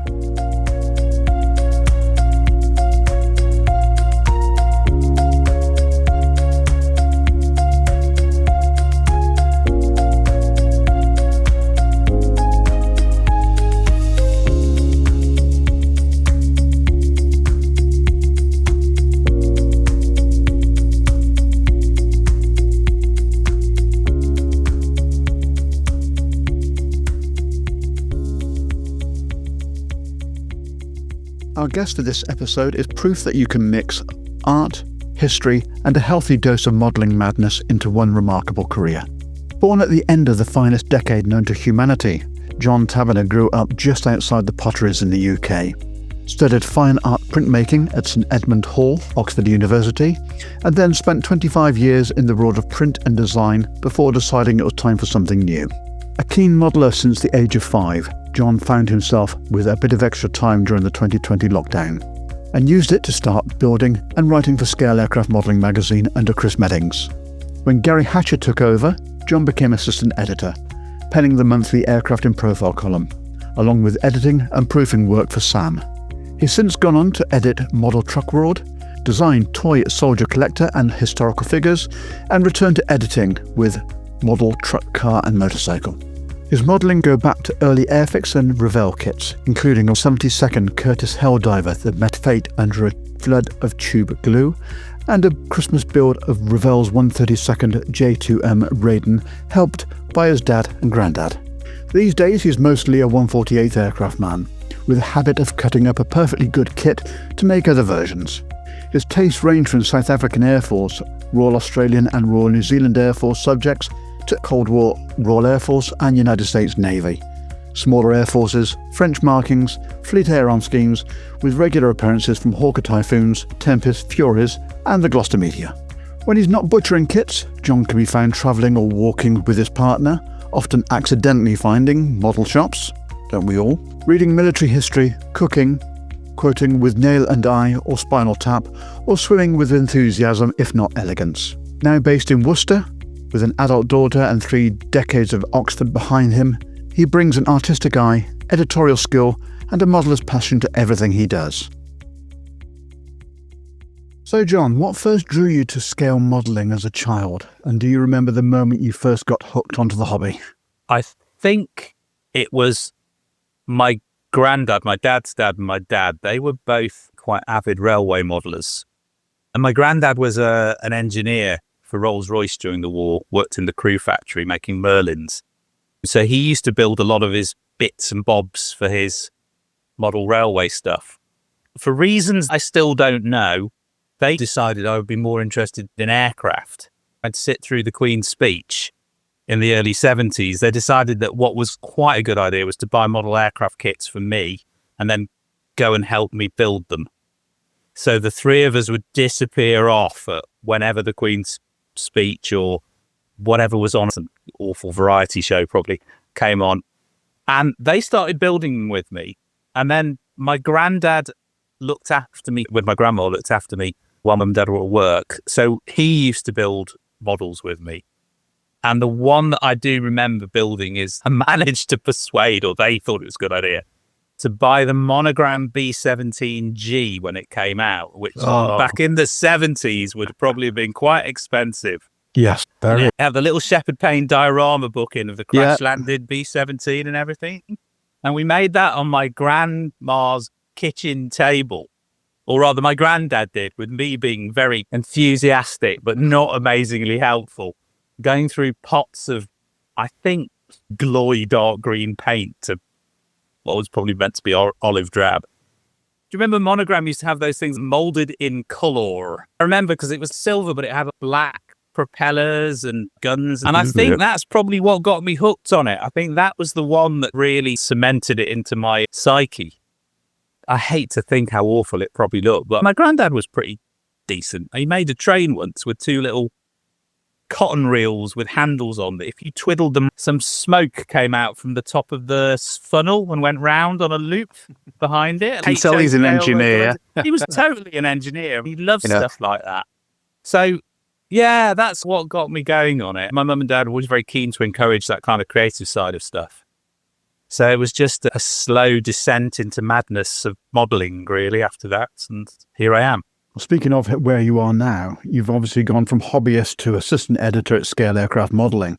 How did that transition happen? And what was it like stepping into the editorial world? It happened because I wanted to try and get into doing something related to modelling. I was lucky enough to be able to leave the job I'd done for 25 years and be self-sufficient money-wise for a while. And I thought, I'll give it a couple of years to try and get into modelling, and then found out that actually, how do you make a small fortune in football? Start with a large fortune. Modeling's a bit like that, writing for modelling magazines. You've got to do it for the love of it rather than the financial reward. But what happened was, during the lockdown, a friend of mine had become editor of Scale Models. And it was really hard to post kits out for review or to build, especially to anybody in Europe or the States. And he was looking for people to do articles. So I emailed him and said, I want to do this. Can I write something? And he said, yeah. I'd just done these decals a few years before for an aircraft you might have heard of, the Gloucester Meteor, something. Vaguely. And so I built the Airfix F8 with some of my decals on it. And that was the first article. And from there, through that 2020 period of lockdown, I could build stuff 24 hours a day. I just had a lot of stuff in the magazine. To the point where I was to send you this, can I have this? It's like a 3-4 week turnaround. He left and got replaced by the current editor, Gary, who said, I'm doing railway magazines as well. So I help him edit articles. And it's just grown from there. We had a guy called Jan who used to do the aircraft profiles, and he sadly died. I was already editing his text, so they said, do you want to write those? So I started doing that.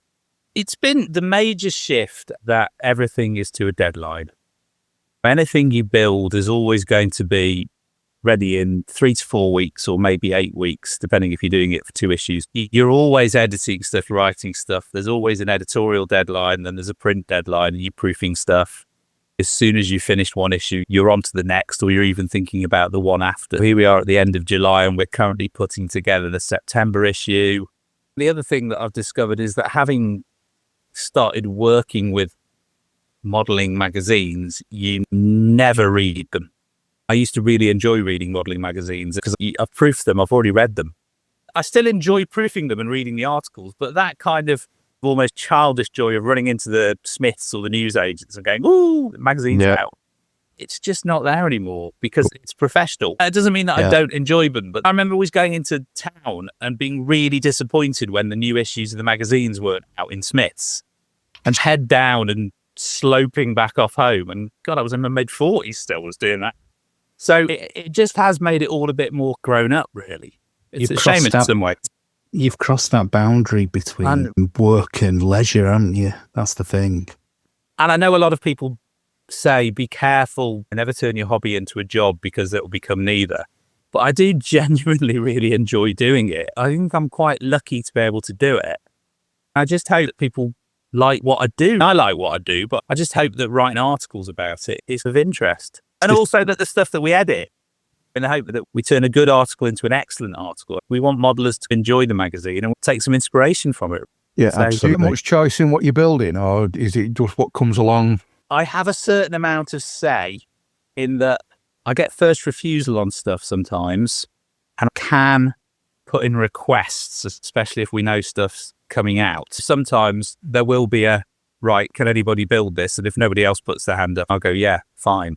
I suppose it is nice every now and again to do something a little out of your normal field of comfort, something you're not overly, unless you are pretty much good at everything. Yeah. If you gave me a car, I wouldn't know where to start. That was, I turned my lack of knowledge about truck kits into 2 or 3 articles when I was editing Model Truck World, because it was about how a non-truck modeler starts to model trucks.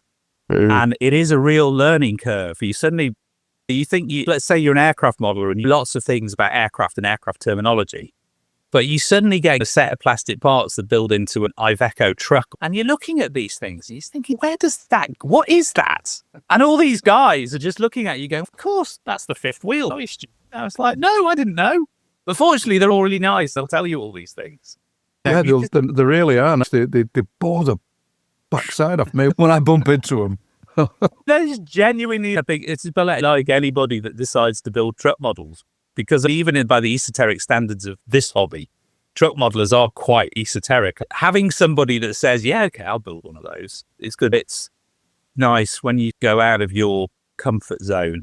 I was given a few kind of weird what if Luftwaffe things to build early on, which kind of not subjects I would ever really go for. And it's camouflage to get your head around and subject matter. And also because I'm primarily 1/48 scale, sometimes I do some 1/72 stuff and 1/32. And again, that's actually quite a nice change, because the movement in scales is sometimes quite a challenge when you're used to the size of things. If you work in 1/48 scale, you know that a wheel on a plane is roughly this size or a propeller's roughly this diameter. And as soon as you change scales, everything becomes quite alien. You have to stop relying on your assumptions and start checking things more, which keeps you honest, I think. It's quite good. Speaking of keeping honest, the point you made earlier about the building the Meteor, you said you put your decals onto it. Your decals. Is this a little sideline? Yes. I have a company called Marmaduke Press, named after Marmaduke Patel, the South African RAF ace of World War II.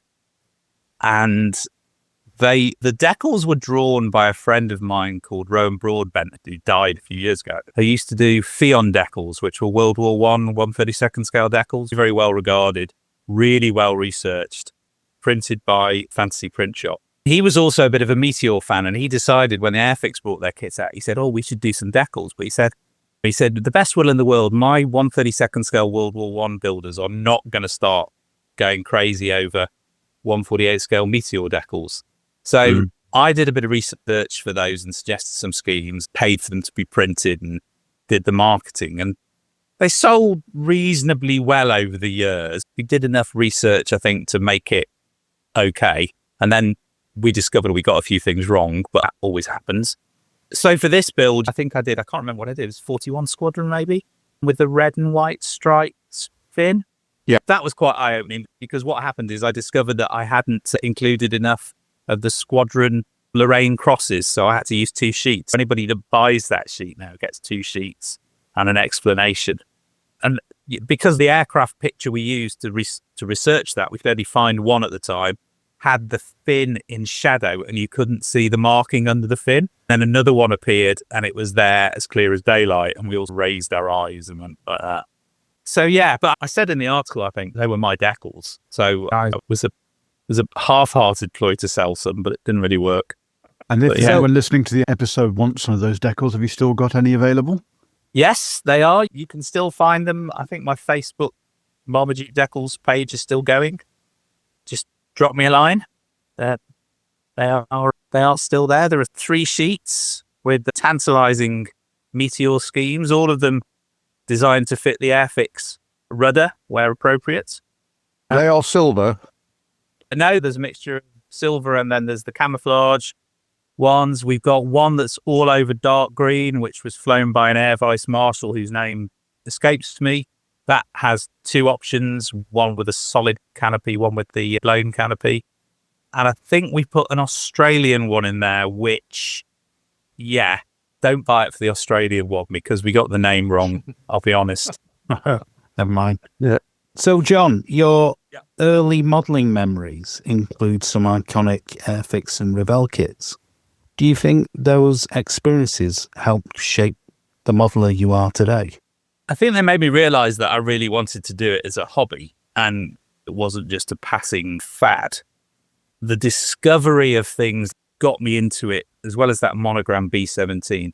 Anyone that ever lived in Stoke-on-Trent, which for non-UK listeners is a city in the Midlands, there was a department store in there called Bratton Dykes that had a fantastic toy department, and they used to have a really good model section.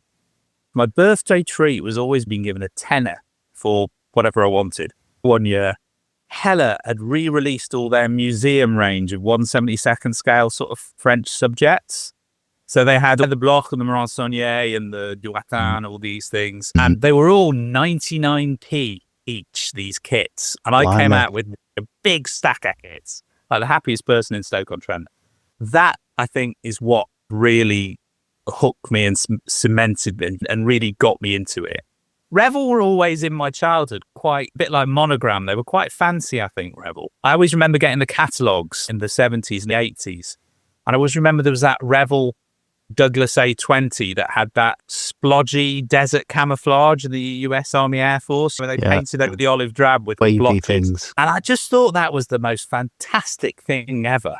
But you could never find that kit anywhere in a local hobby shop. It was just stuff from the States, never got imported in really until the 80s. Monogram for me was one of those kits that you had to go to a proper model shop for as a kid, and it's probably with most blokes of my age. You'd nip down with 50p to your local newsagent and get a Matchbox kit. Or a frog. Yeah. And it was one where, because the accessibility of it pushed my memories to certain brands, Airfix was. So, funny enough, at my local bike shop down Langwivy Road in Salford, and he used to sell Airfix bits and bats.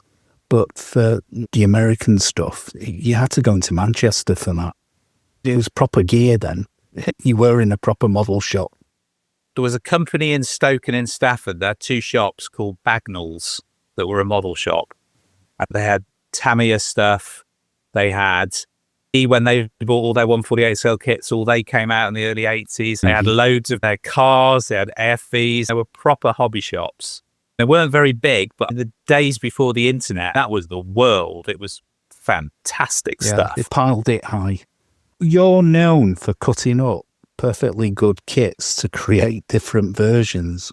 What drives that side of your modelling, and which conversion has been your favourite so far? Yeah, what drives it? Gosh, masochism. I don't know. I'll tell you what started it was Scale Models did their Battle of Britain series, the 40th anniversary.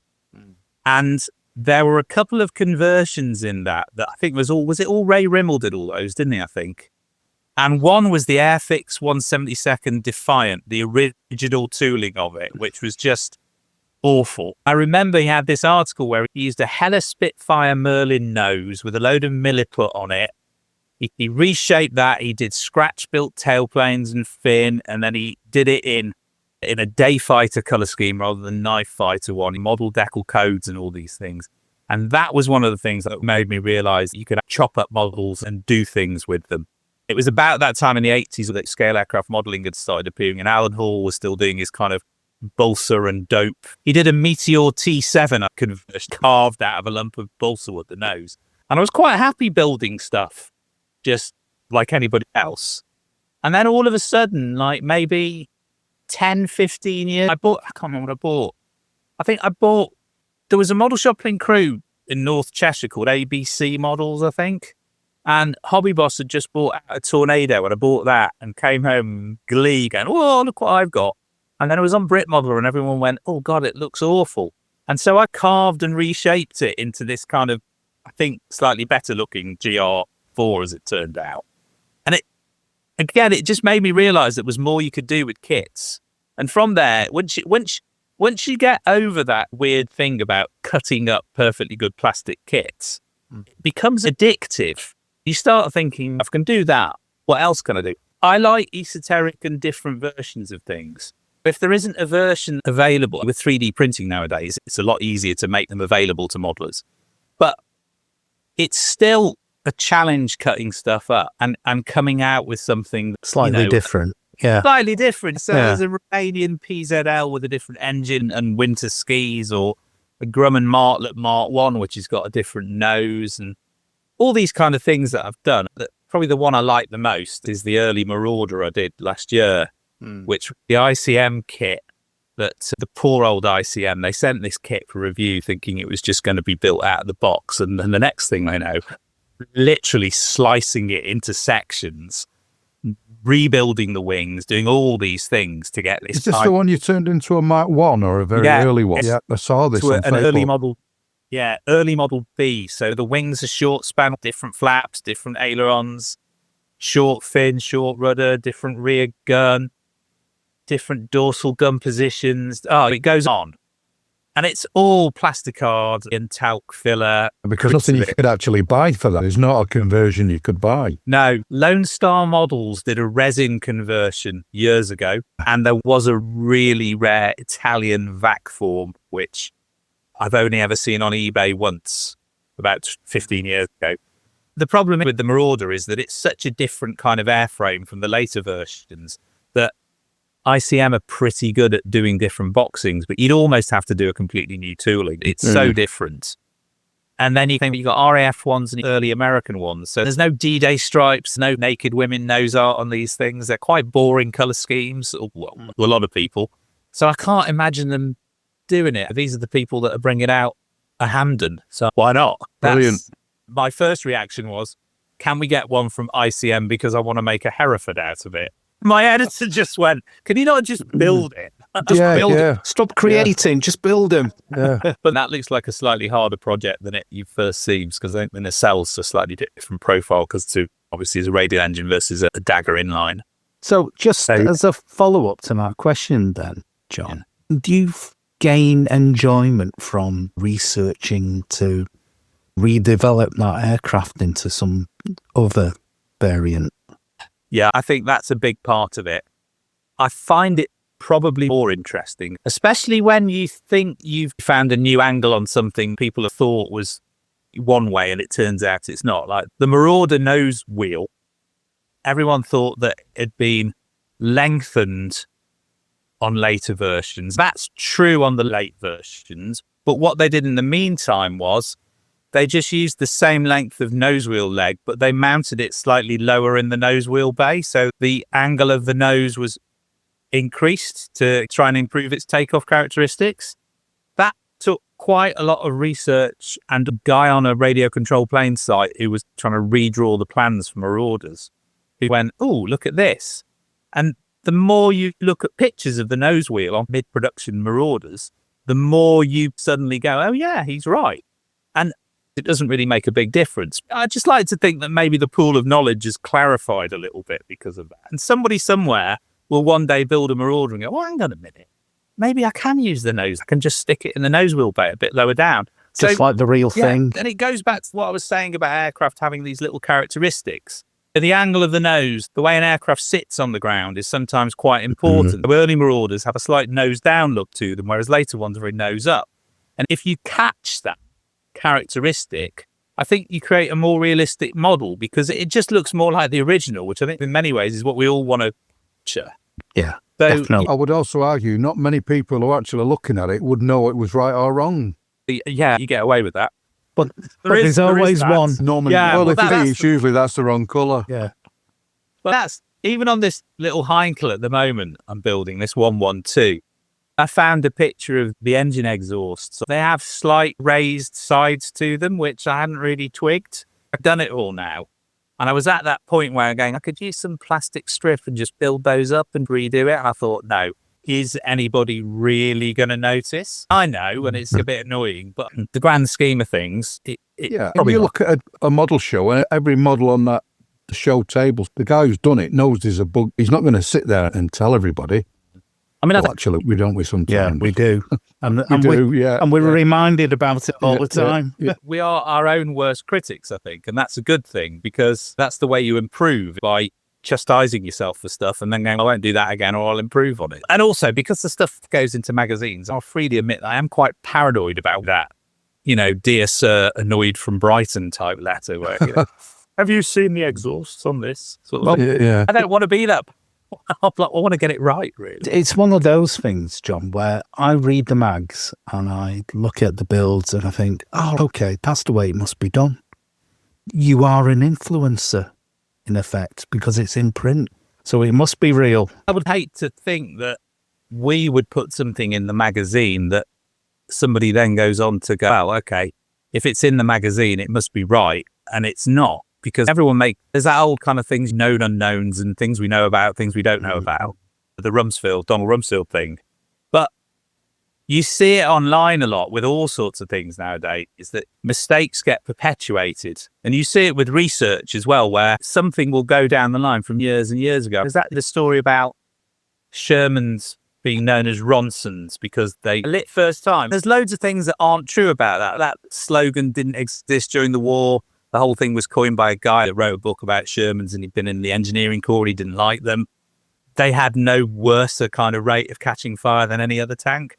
But that little myth perpetuates and it's got a life of its own now and it will appear. And because the internet is full of articles that are basically copied, all these things just keep going. If you can dispel one of them every now and then, you know, just makes the knowledge a bit more accurate, I think. And that's can't be a bad thing, I think.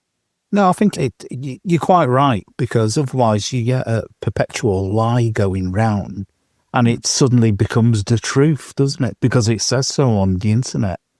And in the world of modelling, that's not a massive issue. But it's just nice to think that what I really sincerely hope is that when I write an article and I say something in it, that what I'm writing is as accurate as I can be. And if I don't know something, I hope that I go like, I think I have written this a few times. I'm not quite sure if this was right, but I did it. Or I invented it because it looked nice. I've done that with cockpits where it's a bit of gizmology to fill the place up.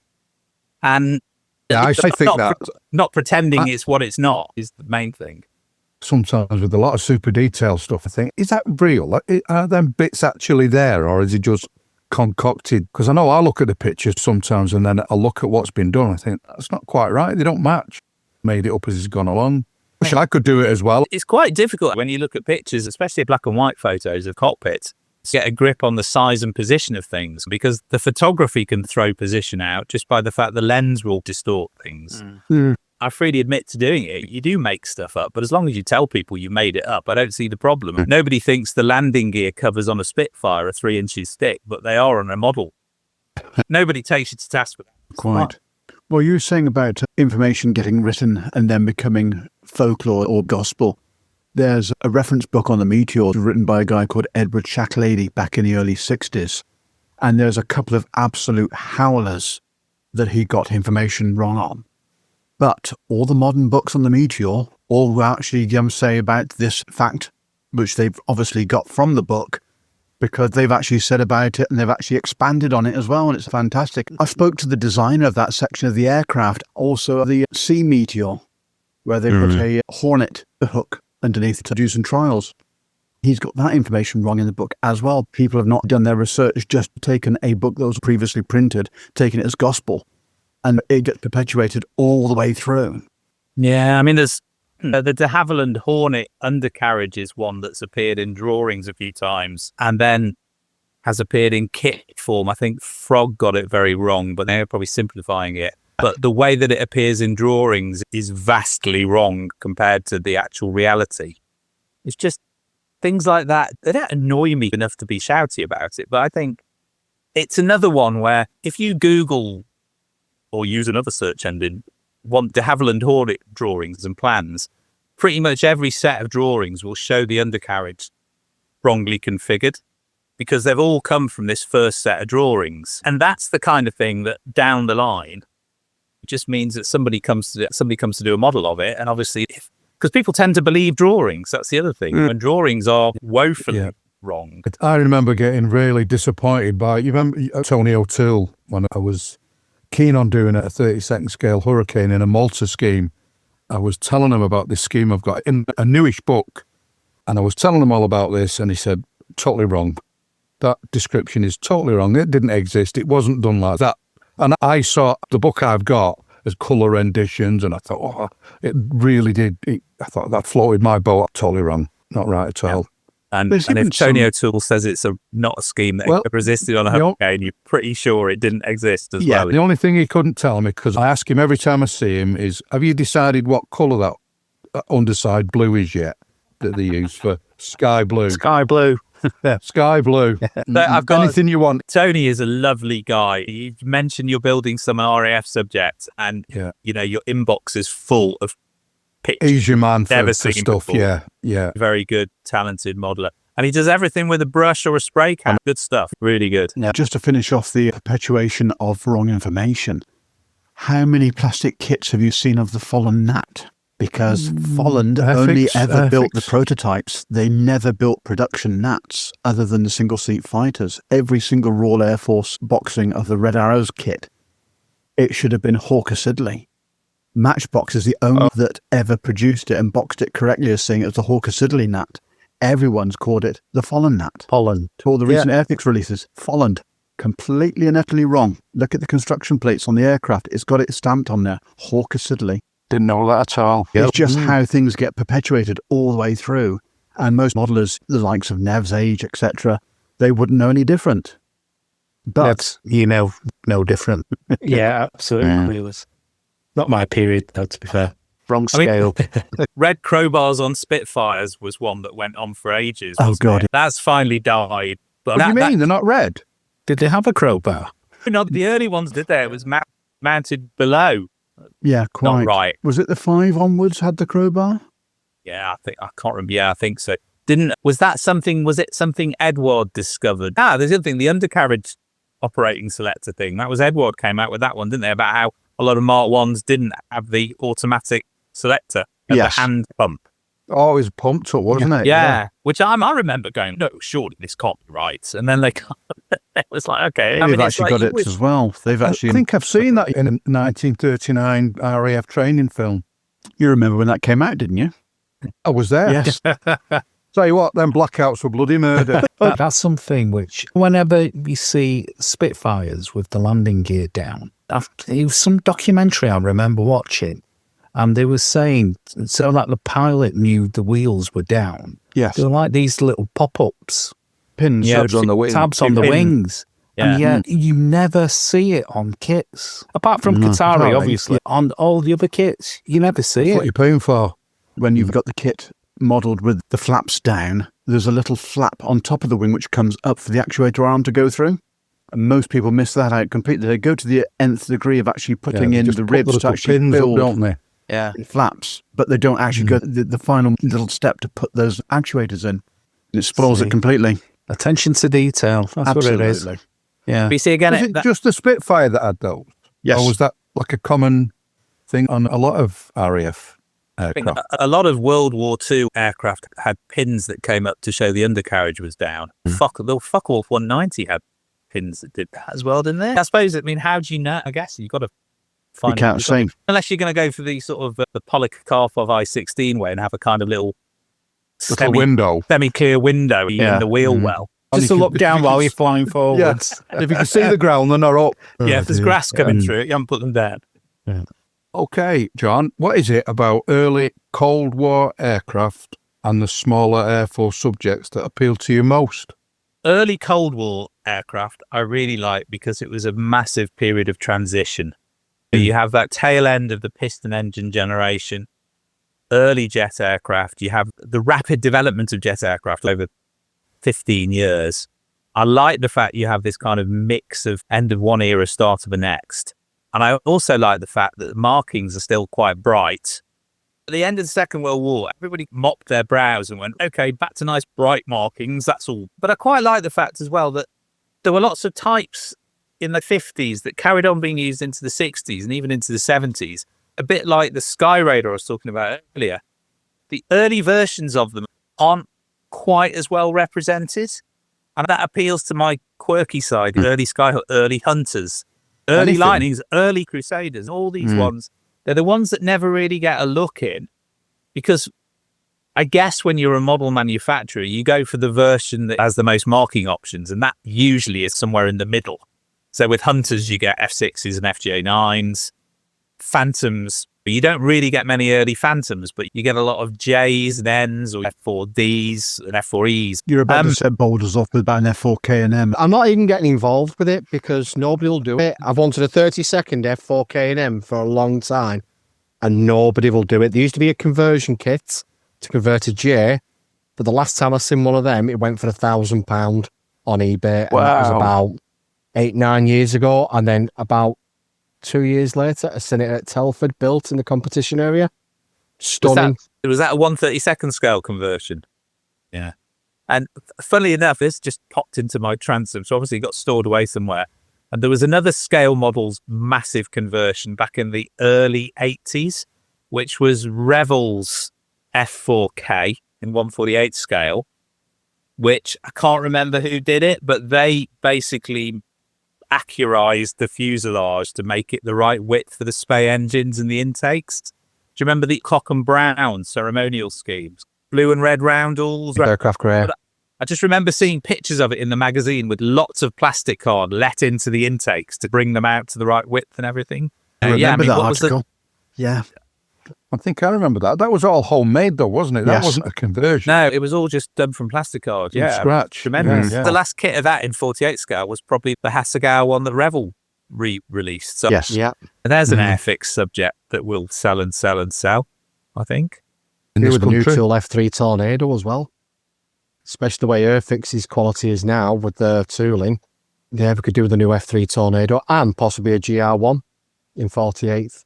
If they've been willing to retool the Jaguar into the new kit, which is excellent, from the old one, then there must be minds at Airfix thinking about that, because you would think there would be money to be made. The old tooling was absolutely horrendous because there were two halves that came down together. One was recessed, one was raised. And it was just a nightmare. And they redid the Buccaneer as well, didn't they? Because that was a nightmare. They've not got many more to do now, have they? They've nearly done all the mainstream, haven't they? Buccaneer, Jaguar, Phantom. You'd hope they'd go down the Phantom route for the fact that for Hornby, they've already done a 3D scan because they did a 48th F4K Corgi. and the Corgi range. So they've got the LiDAR scan for it. So hopefully they could use the same to make a decent 48th tool kit. Let's just hope they put enough detail in it than the 72nd one, because there was a lot of detail missing off the fuselage. I think quite a lot of American modelers who are fans of the F4 would be quite pleased to see an F4 K&M, because it carries a lot of affection even for non-RAF, even for non-British modelers. Yeah, and it is an American aircraft, and it's it's like the F4E and the F4E got used by a lot of countries, and so has a wealth of markings. And I know the F4 K&M only had UK ones, but I still think there's pretty good global sales in that model. You look at the amount of markings for the Israelis that has actually come out. For Kernes. I was going to say, with the amount of markings that came out for the Israelis, except you look at that, but I just think they're missing a trick, especially with this new Turkish company that's announced the F4B, and the pre-sales for that for the 48th is €340? That was 30-second, 340 quid for a 30-second F4B. Wow. And that's a Turkish company. Yeah, that'd be good. But that's probably about the going rate for a kind of modern 1/32 scale sort of limited run kit, isn't it? Who are the people? Is it Jet Mads, the people that have done the Vigan? Yes. That's about the €300 mark, isn't it? And that's sold pretty well, I think. So, But the Turkish Air Force is supposed to be injection molded rather than limited run, I believe. yeah, it's true. It's very true. Although, when was that? That was announced a while back, though, wasn't it? We're not Not that long ago. last year. No, this year. In fact, I think it was the second episode in that we announced it Yes. on the stash inflation. So what we on now? Episode 7. 7. Yeah. So yeah, about 3 months ago it was announced. But there's apparently about 14 sprues to just the cockpit. Forget it. It's not my kit then. No, you couldn't even build the cockpit in 60 parts or less. After the lead loads out. I'd probably have to build that as an F4A with the lower canopy and short radome. Backdate it. Anyway, next question. As assistant editor of scale aircraft modelling, you're lucky enough to get to see lots of builds and articles. How has that influenced or inspired you on your own choice of modelling subjects? It hasn't necessarily influenced me because I'm fairly sure of the stuff I want to build. What it does do is it inspires me to try a lot of different techniques that I haven't necessarily seen before. What are you like for weathering it? Are you a heavy weatherer? You just go out with the flow, see how you feel about it? I think I like lived in, but not destitute. Not grotty. Yeah. And actually, it's really weird actually, because photography always makes your models look less weathered than you've actually built them. That's what I find. So You always make mine look crap. I always think I've put more weathering on my kits than it looks like in the magazine or on the screen. I always think I've got it about right, and sometimes I think, oh, it's a bit much. Then I look at the pictures and I think, I can hardly see that. So I don't know whether it's just a quirk of the print process that exaggerates things. One of the things I'd never done before that I picked up from articles was by one of our guys called John Bryan. He does this thing where he'll fill a lot of panel lines with kind of black rubberized CA, and then he scribes into that. He often shuts the canopies and rescribes the canopy lines and things. And I'd never really done that. I'd never really rescribed into CA. I'd always used it as filler and things, but then maybe scribed by the side of it. But actually rescribing into it, as long as you've got the right scribing tool, is really nice and you get a smooth line out of it. It's made me a lot less reluctant to do things like that.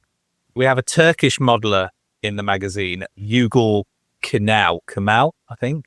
He does a lot of what I would call painterly weathering effects with his cockpits, where he'll dab on lots of little brush dots of diffuse colour, sponge things to get these weathering effects. And again, it's always really inspiring to see how different modelers tackle the same set of problems, because everyone comes to things from slightly different angles. Depending on where they perceive their skill sets to be or what they're trying to do, you get 3 modelers to build the same subject and you get 3 vastly different results. So it's quite nice to be in the very luxurious position to pick and choose from that, really.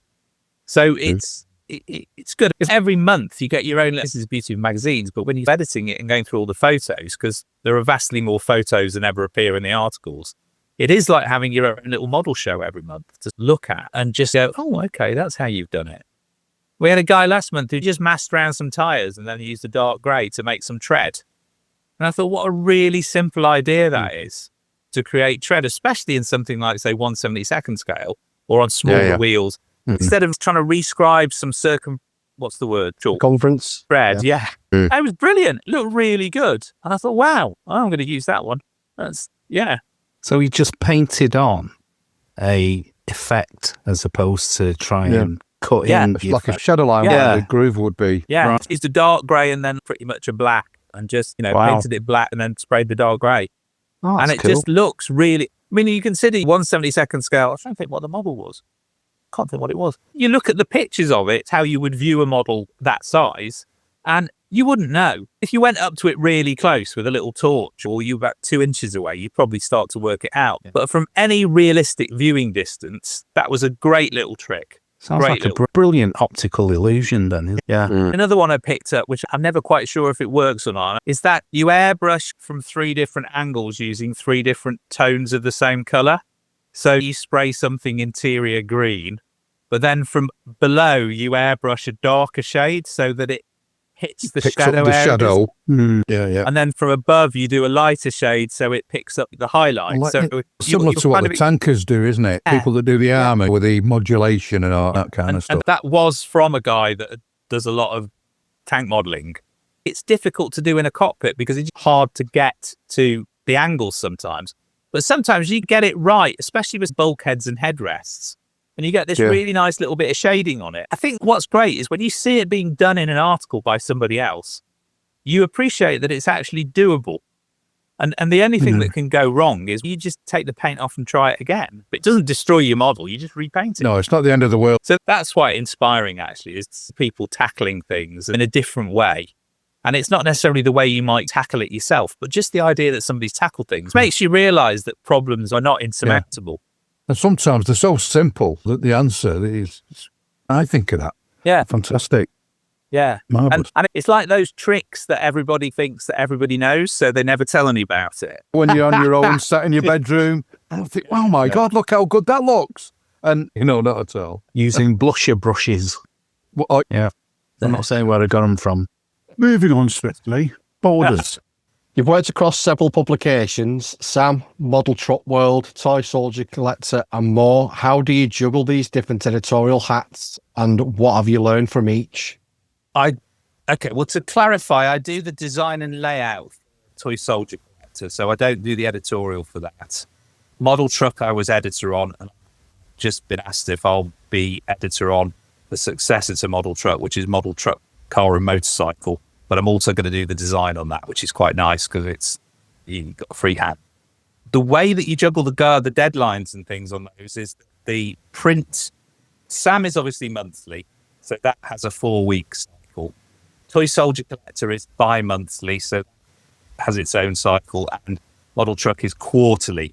So there are points in the year where they all clash.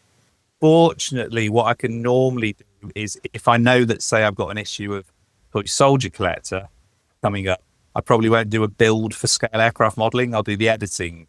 So I'm lucky that I can rob Peter to pay Paul.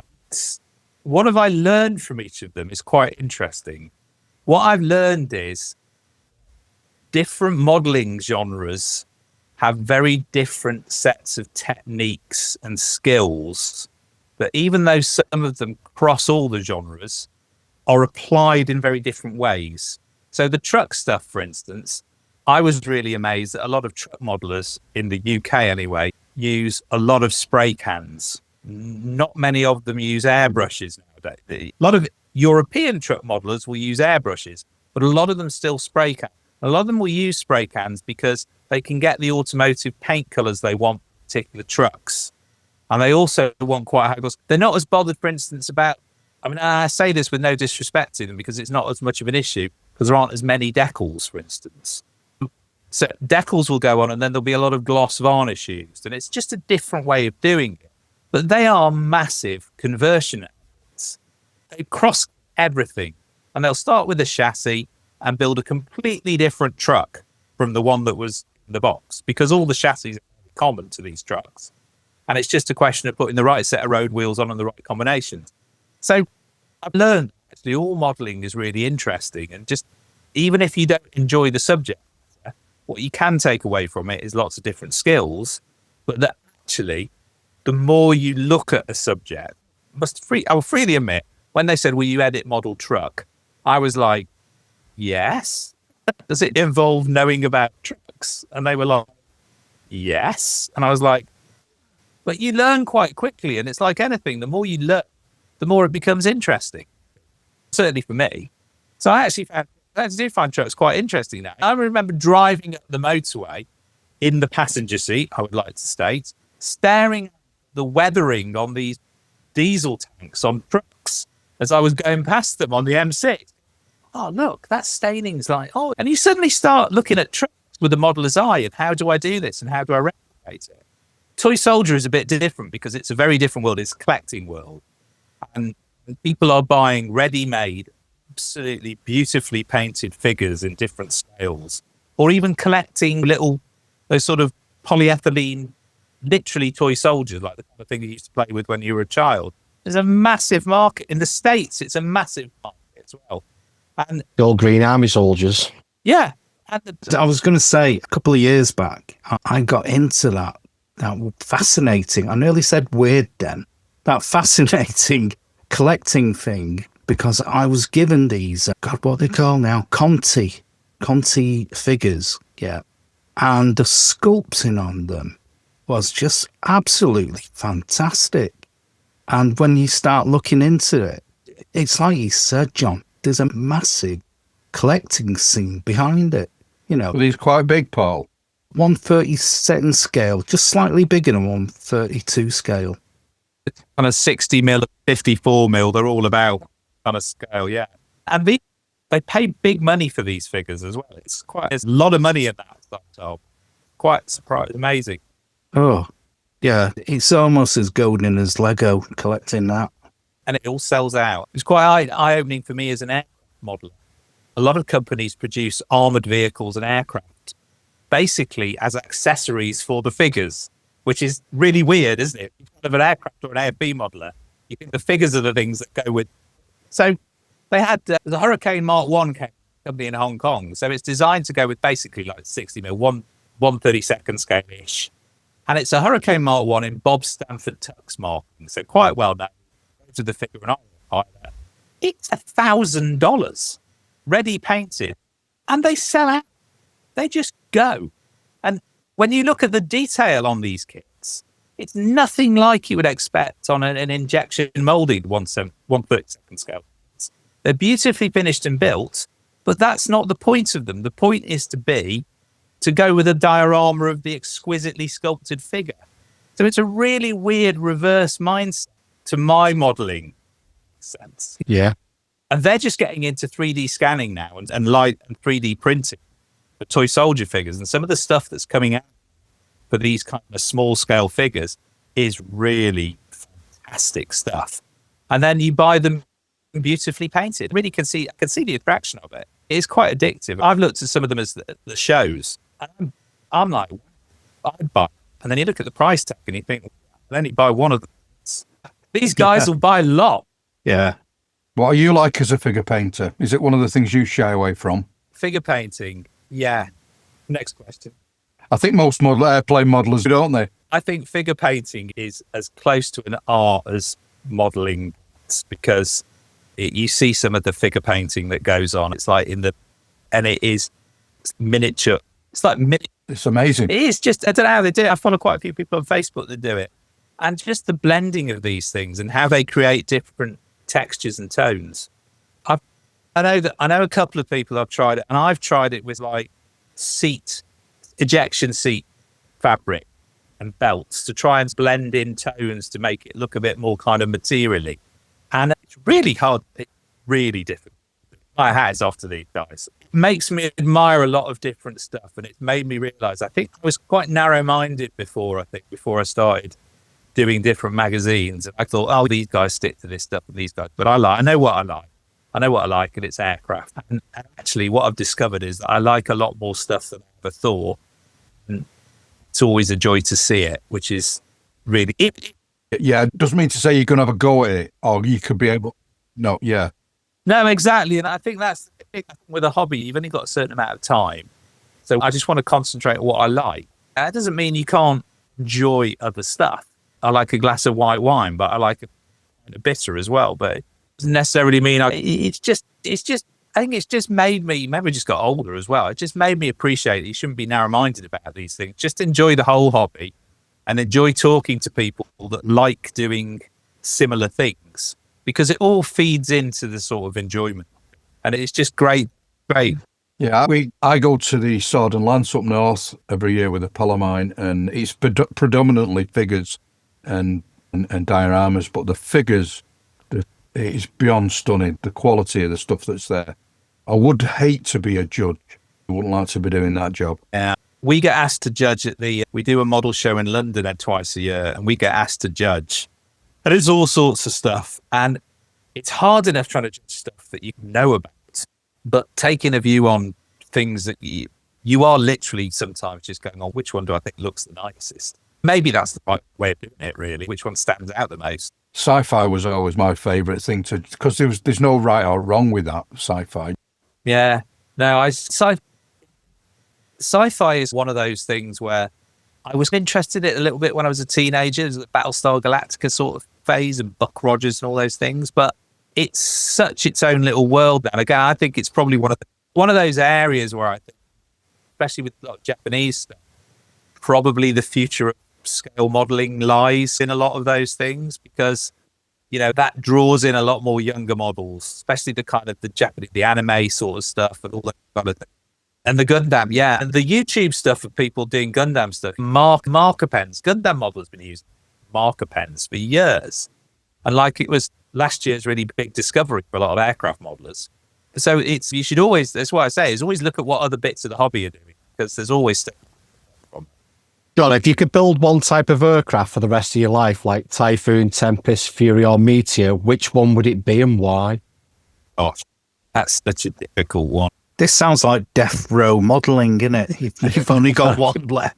Yeah, Rose, it was my death row modelling request. I had to commit a software to an Avro Volt, please. How long have you got?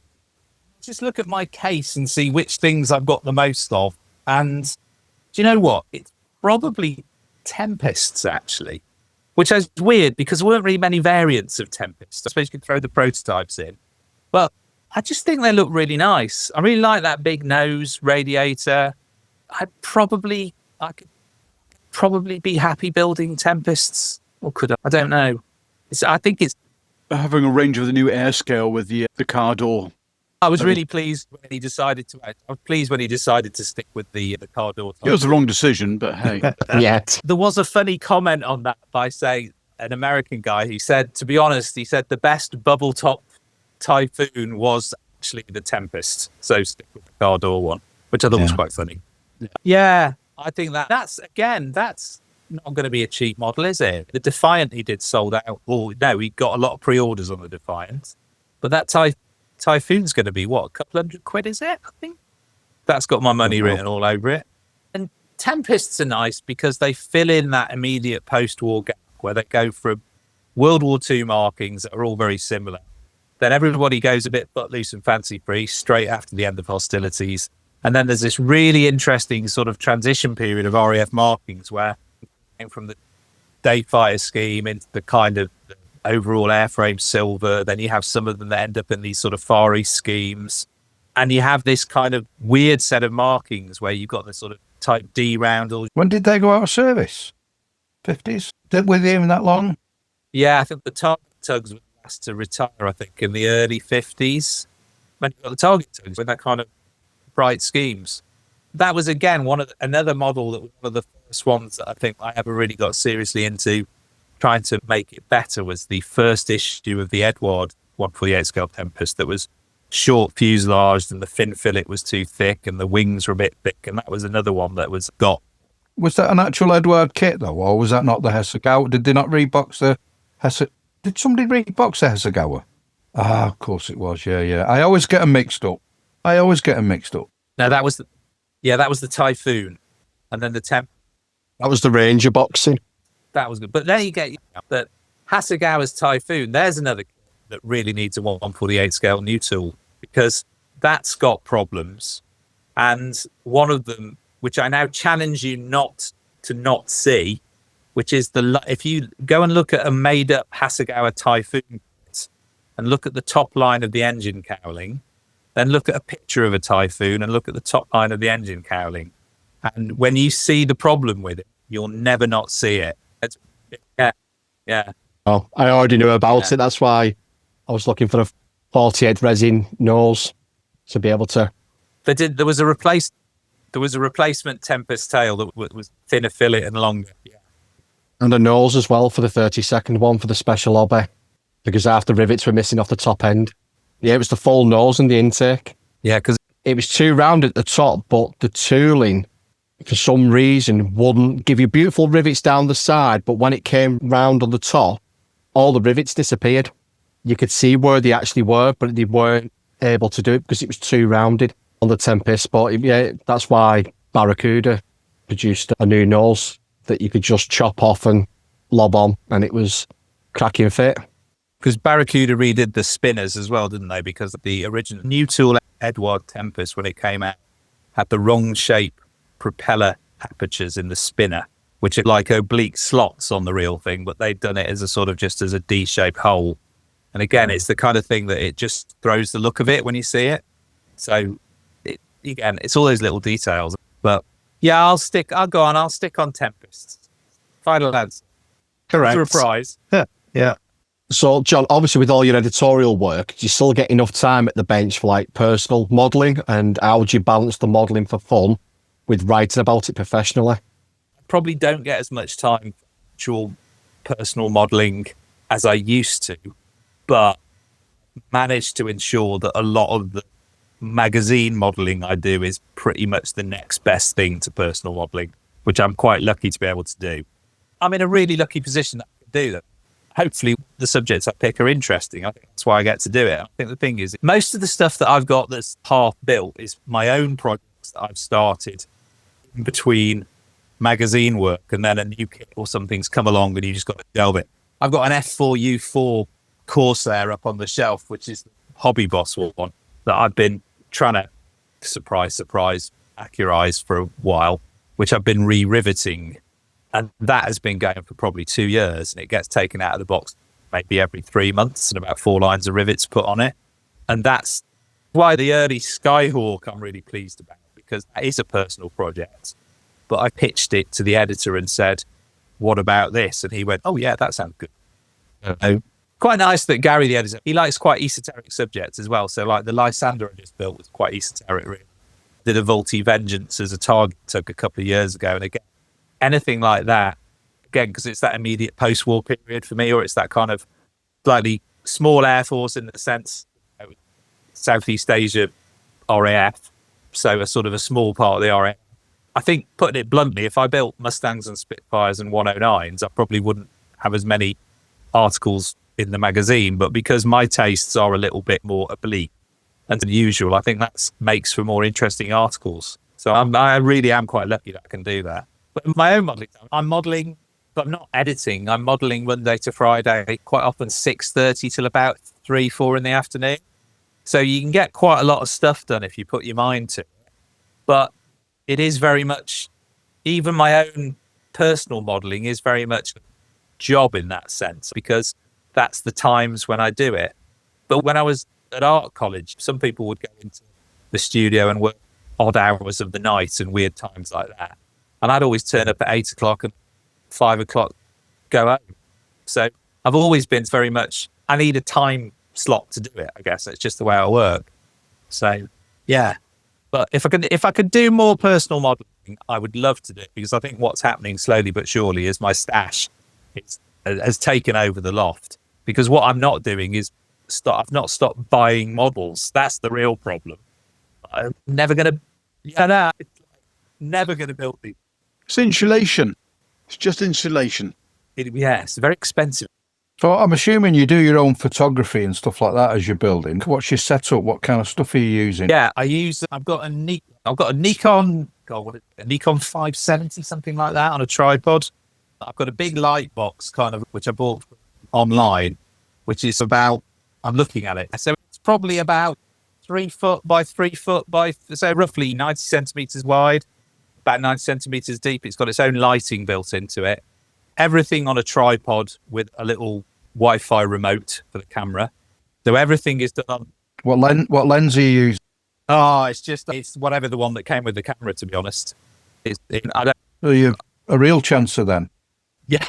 I mean, I bought a new lens for this camera, but it's the same one as came with the other. There were 2 models of the same camera, and one came with a sort of more extendy lens. I'm not technically.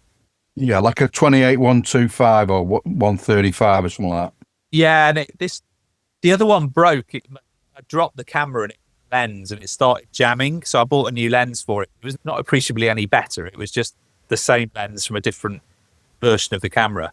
But everything gets shot at, I don't know what, f/25, 29 even, long exposures. It's all against a white background, or I use a blue background. And then, fortunately, by virtue of what I used to do and what I still do, I do a lot of Photoshop work on things. Not to cheat, but there's a lot of light levels. There's a lot of tweaks you can do, isn't there? And I've got a set of Photoshop kind of parameters that I apply to pictures that will knock a lot of the shadow areas back. So, because one of the things you have to be careful with when stuff goes into print is it can quite easily have too dark images without realizing it. I'm assuming you're shooting raw then. Yeah, I shoot in RAW and then I bring it into my Mac and everything goes there into basically high quality JPEG for the designers. You can work in RAW or you can work in native Photoshop. If you're using Adobe, using InDesign and things, you can drop everything in as native Photoshop file. That allows you to keep a lot of layering. But if I'm supplying them to another designer, I'll send them as flattened JPEGs, really. Let them sort it out. It's one of the advantages of, and I do that as part of the editing work as well. So we get given an article with pictures. So as well as selecting the pictures that will go with the article, I'll also put all the pictures into Photoshop and we'll probably sharpen them a little bit, maybe crop them slightly, because quite often there's a lot of white background or a bit of background. Or quite often I'll get rid of backgrounds because the light levels aren't perfect. Sometimes we get a lot of cast on images from people that haven't set the white balance correctly. And I think one of the advantages I have over a designer that doesn't have any knowledge of the actual aircraft is that I've got a reasonably good idea what a color scheme is. So for instance, like an RAF sky underside, for instance, you might look at that. Yeah, sky. You've got a reasonably good idea of where that's meant to be, and normally like with a code, so you might think, I know the code's medium sea grey. So at least I know the colour balance on that is going to be vaguely right if the codes are the right. And it does work. We've had some pictures come in with articles that you think these are going to need a bit of work to make the most out of them. And it's quite nice when they come into print and you think, I've got that one right. I know ones that I've not got overlong. But yeah, that's the photography thing. And it takes a long time when you're writing articles and you're doing photography. They are in fashion simply because as a designer, it's quite easy to put text around them. It's also easier. There's a lot of AI stuff now with manipulation, things like cutting out images and removing backgrounds or adding to backgrounds. That does simplify your workload a lot. Something that once could take you 20 minutes to put a bit of background in, you can do in about 2 minutes now. But you still got to know when to do it and when not to. Similarly, like with Toy Soldier, for instance, a lot of manufacturers like all their figures to be roughly the same size as they are in reality. So sometimes the layout, you've got to alter the photography to try and add some background in. So it might just be a bit of sky or some trees, but you're trying to get all the soldiers looking the right size. So it helps if you know these things. Whereas a designer might look at it and think, just a pure designer might, actually that figure would look nice, it was a bit bigger or it was a bit smaller. But that's exactly what the manufacturers don't want sometimes. You've just got to balance these things out. But the photography thing has been quite successful. I've got a setup that works. It's about 3 feet away from where I'm sitting. So I can just go from my workbench, transfer stuff over. The camera's on the tripod set up, turn it on, 3 or 4 pictures, bring it back, carry on working. And then at the end of the day, I'll just transfer them in and select. Do you spray in there as well? Have you got a spray booth in there or do you spray elsewhere? The other side of me from the light box by the window is a spray booth with an extraction tube that goes outside, which I put through the window. Yeah, I'm quite lucky. My partner, Caroline, we have the front room as the workroom. It can theoretically be turned back into a spare bedroom. Designed the workbench so it could be. Because I spray pretty much exclusively with lacquer the drying time, I've got extraction unit on the spray booth, and I'm also always properly masked up when I spray. Once I've cleaned up the paint, it all goes outside into a metal bin that gets thrown away every 2 weeks, because I've made the mistake of leaving thinners in here for a couple of hours without realising it, and it's awful. I would say that to anyone. Spend the money on a mask. It's one of the best things you'll do. You will absolutely ruin yourself. You can't replace your lungs, can you? No, not at all. And the thing is, I've been guilty of it on a few odd occasions where I thought, I literally just need to spray a little bit and I'll just 2 minutes of setup, spray and clean up sort of thing. I won't bother with the mask, or I've forgotten to put the hose outside. That's a couple of times. And all of a sudden you're thinking like, why does the room like some sort of chemical warfare? Yeah. The benefit of lacquers is that you can build models quickly with lacquer paints. What are you using, MRP? MRP and Mr. Color and the Tamiya range, switch between them. The MRP stuff I'm getting more and more of, because it took me a while to get a hang of spraying the MRP stuff, because it's slightly different from the Mr. Colour and Tamiya stuff. It's beautiful, but I think it's a little bit less forgiving. So you just need to be a bit more on your ball with it. But when you get a hang of it, it's really nice. It's good stuff. It's good stuff. I think some of the colours are a little bit off here and there, but generally, as to use, it's great. It's got some, and the thing is, they make some colours in that range which I think are quite hard to get in other ranges. There's a really nice light slate grey, which is, if you do immediate post-war kind of desert schemes, RF Spitfires and Tempests, that's a colour you need to get your hands on. And theirs is quite, yeah. Matt, have you seen I've the got SMS a couple stuff? of bottles of the SMS. I've tried thinning the SMS stuff with Tamiya lacquer thinners and also Mr. Leveling thinners, and it just about thins. The MLP stuff doesn't thin as well with that. I know it's ready to spray. Why would you want to thin it? Well, just a couple of, I find a couple of the colours just a little bit thick sometimes. I found out I've got a few that I've had for literally 2 or 3 years, and they have gone down when you... They settle really badly, I think, don't they? Some of these, that was full to the top when I got it, but I don't even think I've ever used that. Sukhoi Cockpit Pale Blue. Anyway, Nevs, if you try unmuting your microphone, take 2. Yeah, that'd be helpful. I was gonna say we could have just left Mark and John to it. It could have just been a 2-man band there. So I'm just gonna, because you've touched on my first question, I'll go more for my second. John, if you were put in charge of designing the perfect kit, can be any subject that you want, what would it be? Why would it be different to anything else that's out there? Oh, I suppose do you mean in terms of subject or just type of it? Or could it be anything?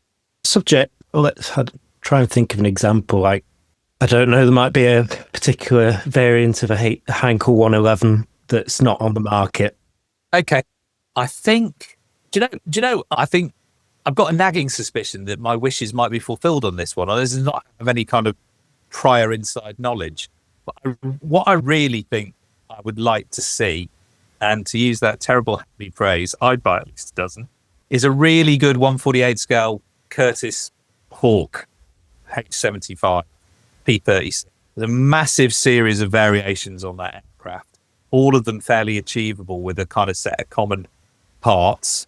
I know that Clearprop have got the fixed undercarriage ones, which to me suggests they might do some of the more well-known versions.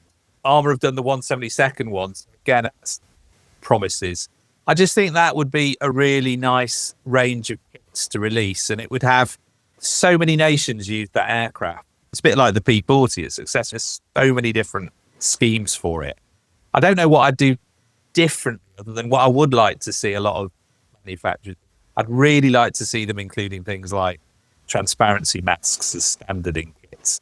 I think it's the one area of modelling that all modelers really just don't like doing. I don't think it's cheating to use cookie cut masks to mask transparencies. I think it's just a very wise thing to do. I know Airfix included them in that new 124 Spitfire, which again, they're Edward masks, I think. And I know quite a lot of the Czech and Lithuanian guys do it now. And ICM do paper templates, which is quite a nice idea. If you had a stereo in your car, it'd be quite nice to have masks in it. So probably that's one thing I'd put in, I think. I did once have this really weird idea, which I thought wouldn't it be great if you had a range of kits that were basically like a pick and mix one. So it would work with things like Spitfires and 109s, where you could say, okay, I'll have a C wing, and I'll have a twin stage Merlin fuselage, and and that'll make a Mark 9. All right. And I thought that'd be great. It would be a little sprue, and you could have one a sprue A and one a sprue B and a sprue D. And I thought that would work quite nicely for people that wanted lots of different versions, but perhaps had lots of spare parts. And I always thought that was a really good idea, but clearly, as no one's done it, probably wasn't. My idea was more that you would go to buy it from, say, the website. You would just go, okay, package. Build-A-Bear, but for kit. Build-A-Bear, bit. Yeah, And I thought there was quite a lot you do with F-16s, you can do with F-4s. There's quite a lot of anything that was, you can do with Meteors, really. You have a common middle fuselage and then different ends and tails. And I just thought, but I suppose Yeah, build your variant. I suppose what is that manufacturers have become a lot cleverer as to how they tool. So, no. What I probably, to try and answer your question, though, James, more probably what I would do, or what I wouldn't do actually, if it was me as a modeler and I could do this, what I wouldn't do is say I was releasing of the P36. What I wouldn't do is release the first boxing with decals for the least well-known and boring versions. I would just do one box with 8 markings options for that version and say, that's the P36A, not P36A Pearl Harbor Defender or P36A Brazilian Air Force. I'd just say, buy that one, build your model.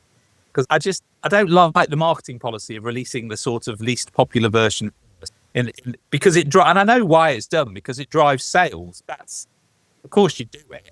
But as a modeler, I just want them to release the version everybody wants. So that's what I do.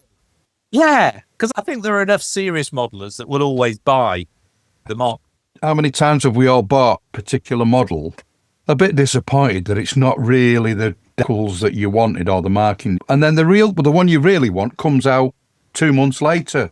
Oh, here we go again. There's another 30 quid. Exactly, and I think as a modeler, I would do. I'm sure if I was actually running my own model, that view would change instantly.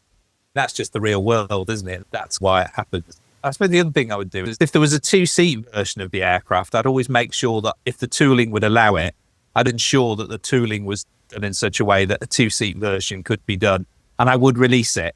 Airfix At the same time? Even at the same time or quickly afterwards. Airfix's Hunter, for instance, there's an aircraft that screams for them to do the 2-seat Hunter, yet nothing's appeared. And I know Aerocraft have done a really nice conversion for it, but a lot of people don't want conversions. Maybe what will happen with 3D printing is actually that will become a lot easier. I mean, it'd be quite nice maybe if somebody like Airfix or Rebel or maybe Edward, Armour do it with some of the details now, don't they?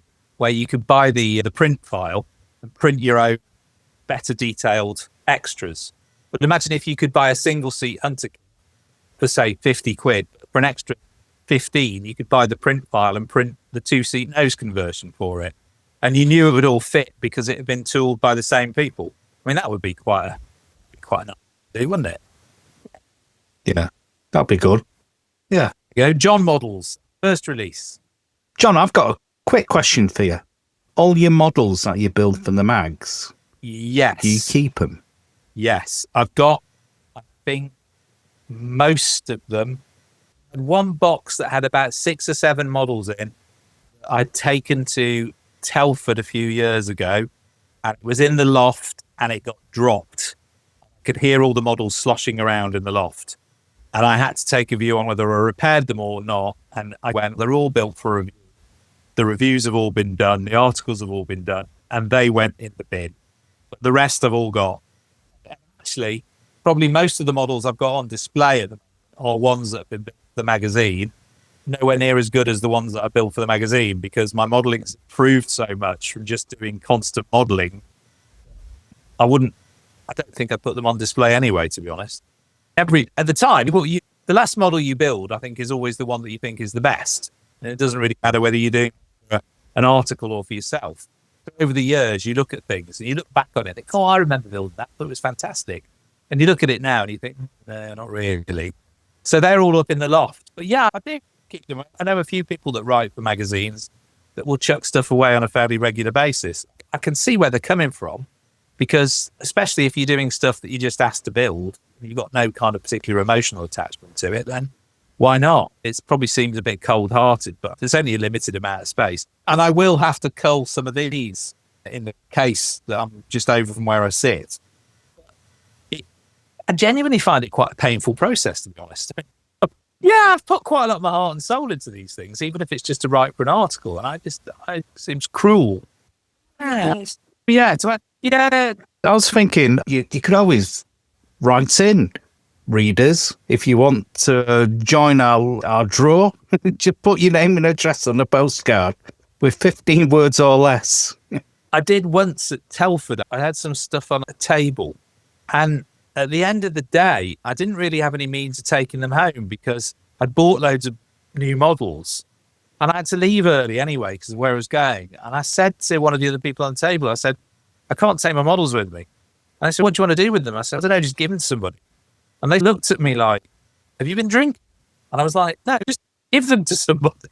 And I always hope they did. But the problem with giving models to people is that they always arrive, if you try and post them to people, they're going to arrive damaged. So it's a tricky one. Yeah. I've got, how many have I got there? There's probably about 1, 2, 3, 7 or 8 later. So there's what? 60 models in this case? And I'm constantly trying to see if I can fit more and more models on one. It's one of those IKEA glass case things, got 2 of those with extra layers put in. And I'm constantly seeing if I can shoehorn models into spaces. So they will have to go, but it pains me to do it. I'm not saying that just to seem emotional, but it really does pain me to throw them away, I have to say. There could well be an article there, John. I think it'll be a campaign to crowdfund for an underground bunker to store all these completed models in. When I just finished university and I was still living in a sort of student flat, and I got back into modelling after a sort of 3-year student hiatus, I built a Revell 1/32 scale Focke-Wulf D 190D, and it got to the point where it wasn't ever going to get finished. In a slightly beer-fueled incident one night, I decided that the best way to get rid of it wasn't to throw it away, was to take it up on the flat roof and do the sort of Twilight of the Gods by burning it in a kind of Valkyrie-esque funeral pyre, which was quite amusing, apart from the fact that it was plastic, so it just stank and melted, and all my flatmates thought I'd got a bit off the handle. Do you guys keep all yours? Do you cull them every now and then? Log them. Yeah. Do you find, are people willing to pay for the kind of increased package? I perfected the art of posting them and getting them away with little to no damage, and I've sent stuff all over the world, and 32nd scale stuff You as well. flog them? Absolutely. So if you want any tips on how to post, or just drop me a line. A lot of it depends on your advert, obviously, and your photographs. You've got to turn them on. Obviously, you're a well-known modeller, so what you would do is you would maybe put a picture of your model or the model, sign it, and to center page open, and take a picture of it. You can. I know a few modelers that do it, don't use their own name, but yeah, you can. It's doable. I've sent stuff to Italy, America, Germany, all over, nothing, and it's perfectly lands. You just, as long as you let them know at the end how you've packed it, how to unpack it. You don't get. What about them being opened by kind of over enthusiastic customs people? I always let them know in the thing, whatever you do, make sure there's 2 of you, because of the way I pack them and the way they're all suspended in. And then what I'll do is, say it's a winged wings kit, I'll get a big Tupperware thing, the thing you shove under your bed, that sort of thing. I'll then suspend it on elastic bands, so as it's free floating. And then you use the other beanbag filler, the little micro balls that are polystyrene. You fill it all with them. Obviously, you seal your cockpit so nothing can get in.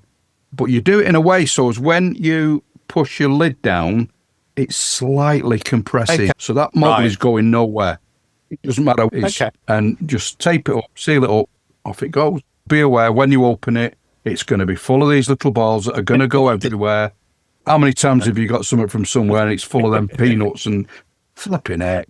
So, yeah, it's one ME109 where, do you know the little weights under the ailerons? The little mass balance weights. One of them had come up, and that was it. And that was to Italy. Watch this space. Okay. And you get a few quid. One last question I was going to ask as well. So, obviously, if you were to advise someone who's interested in pursuing editing in magazines for modelling, do you have any tips that you'd provide? Yeah, I would say give it a try. If you want to get articles published, just the editor's address, always on the website, front of the magazine. What I would say is build things that you like to build, not what you think the editor would be interested in, because you're invariably going to be more interested in something you enjoy than something you think people will enjoy. Don't worry too much about the writing, because our job when we edit stuff is to make the writing nice, to make it legible, especially, and as I would especially say this to people that are listening to the podcast, English is not their first language.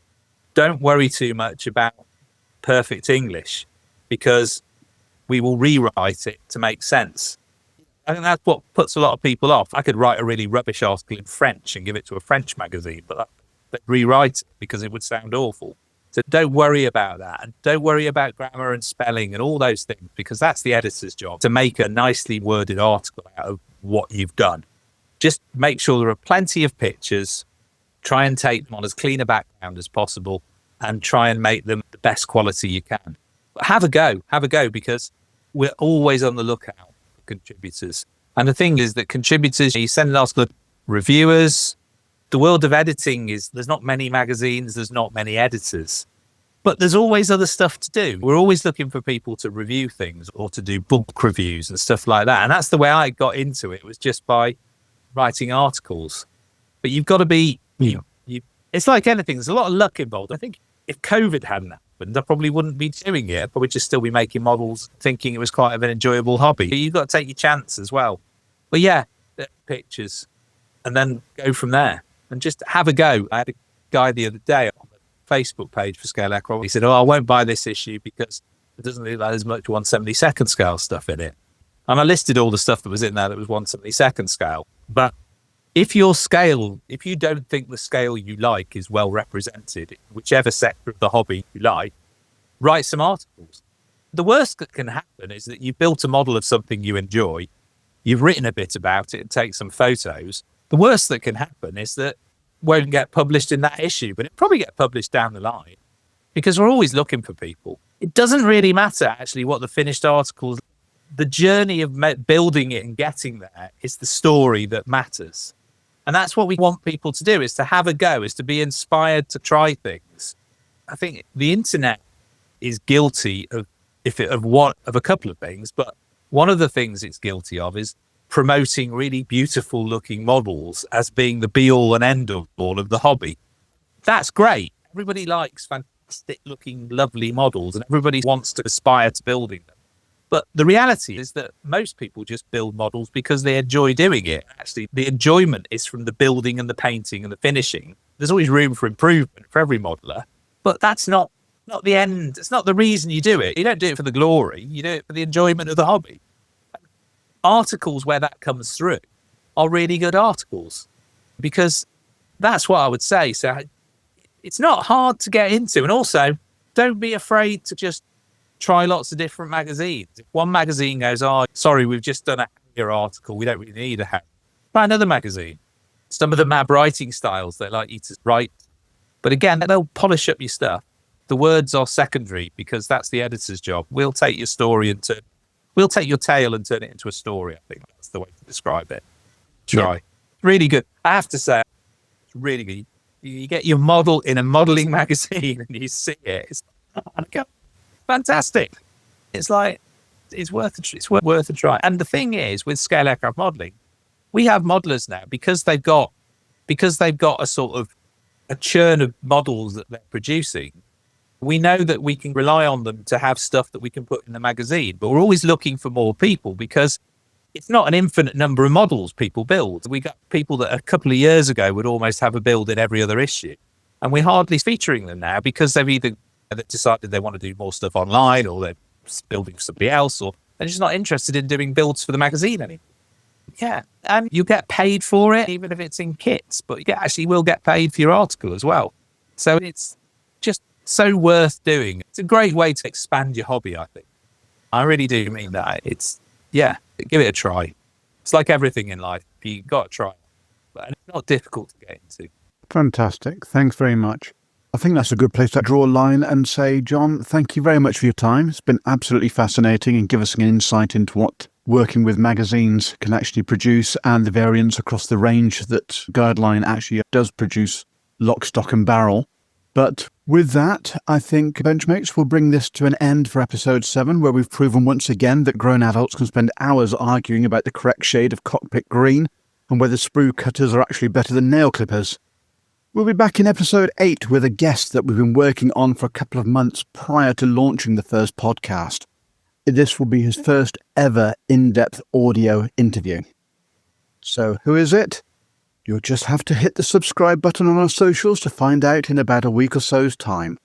But if you're one of our Patreon subscribers, i.e. Ken Hansen or Dan Nuffle, you'll be finding out first. So a massive thank you to our brilliant guests, Mark Reeves and John, and of course to the crew. So from Wongy, Thanks everyone for listening, and remember, 60 parts or less. Mark, Bye, y'all. See ya. Boulders, See you next time, folks. John. Thank you for having me, guys. It's been a real pleasure. The pleasure's been ours. Thank you very much. Cheers, John.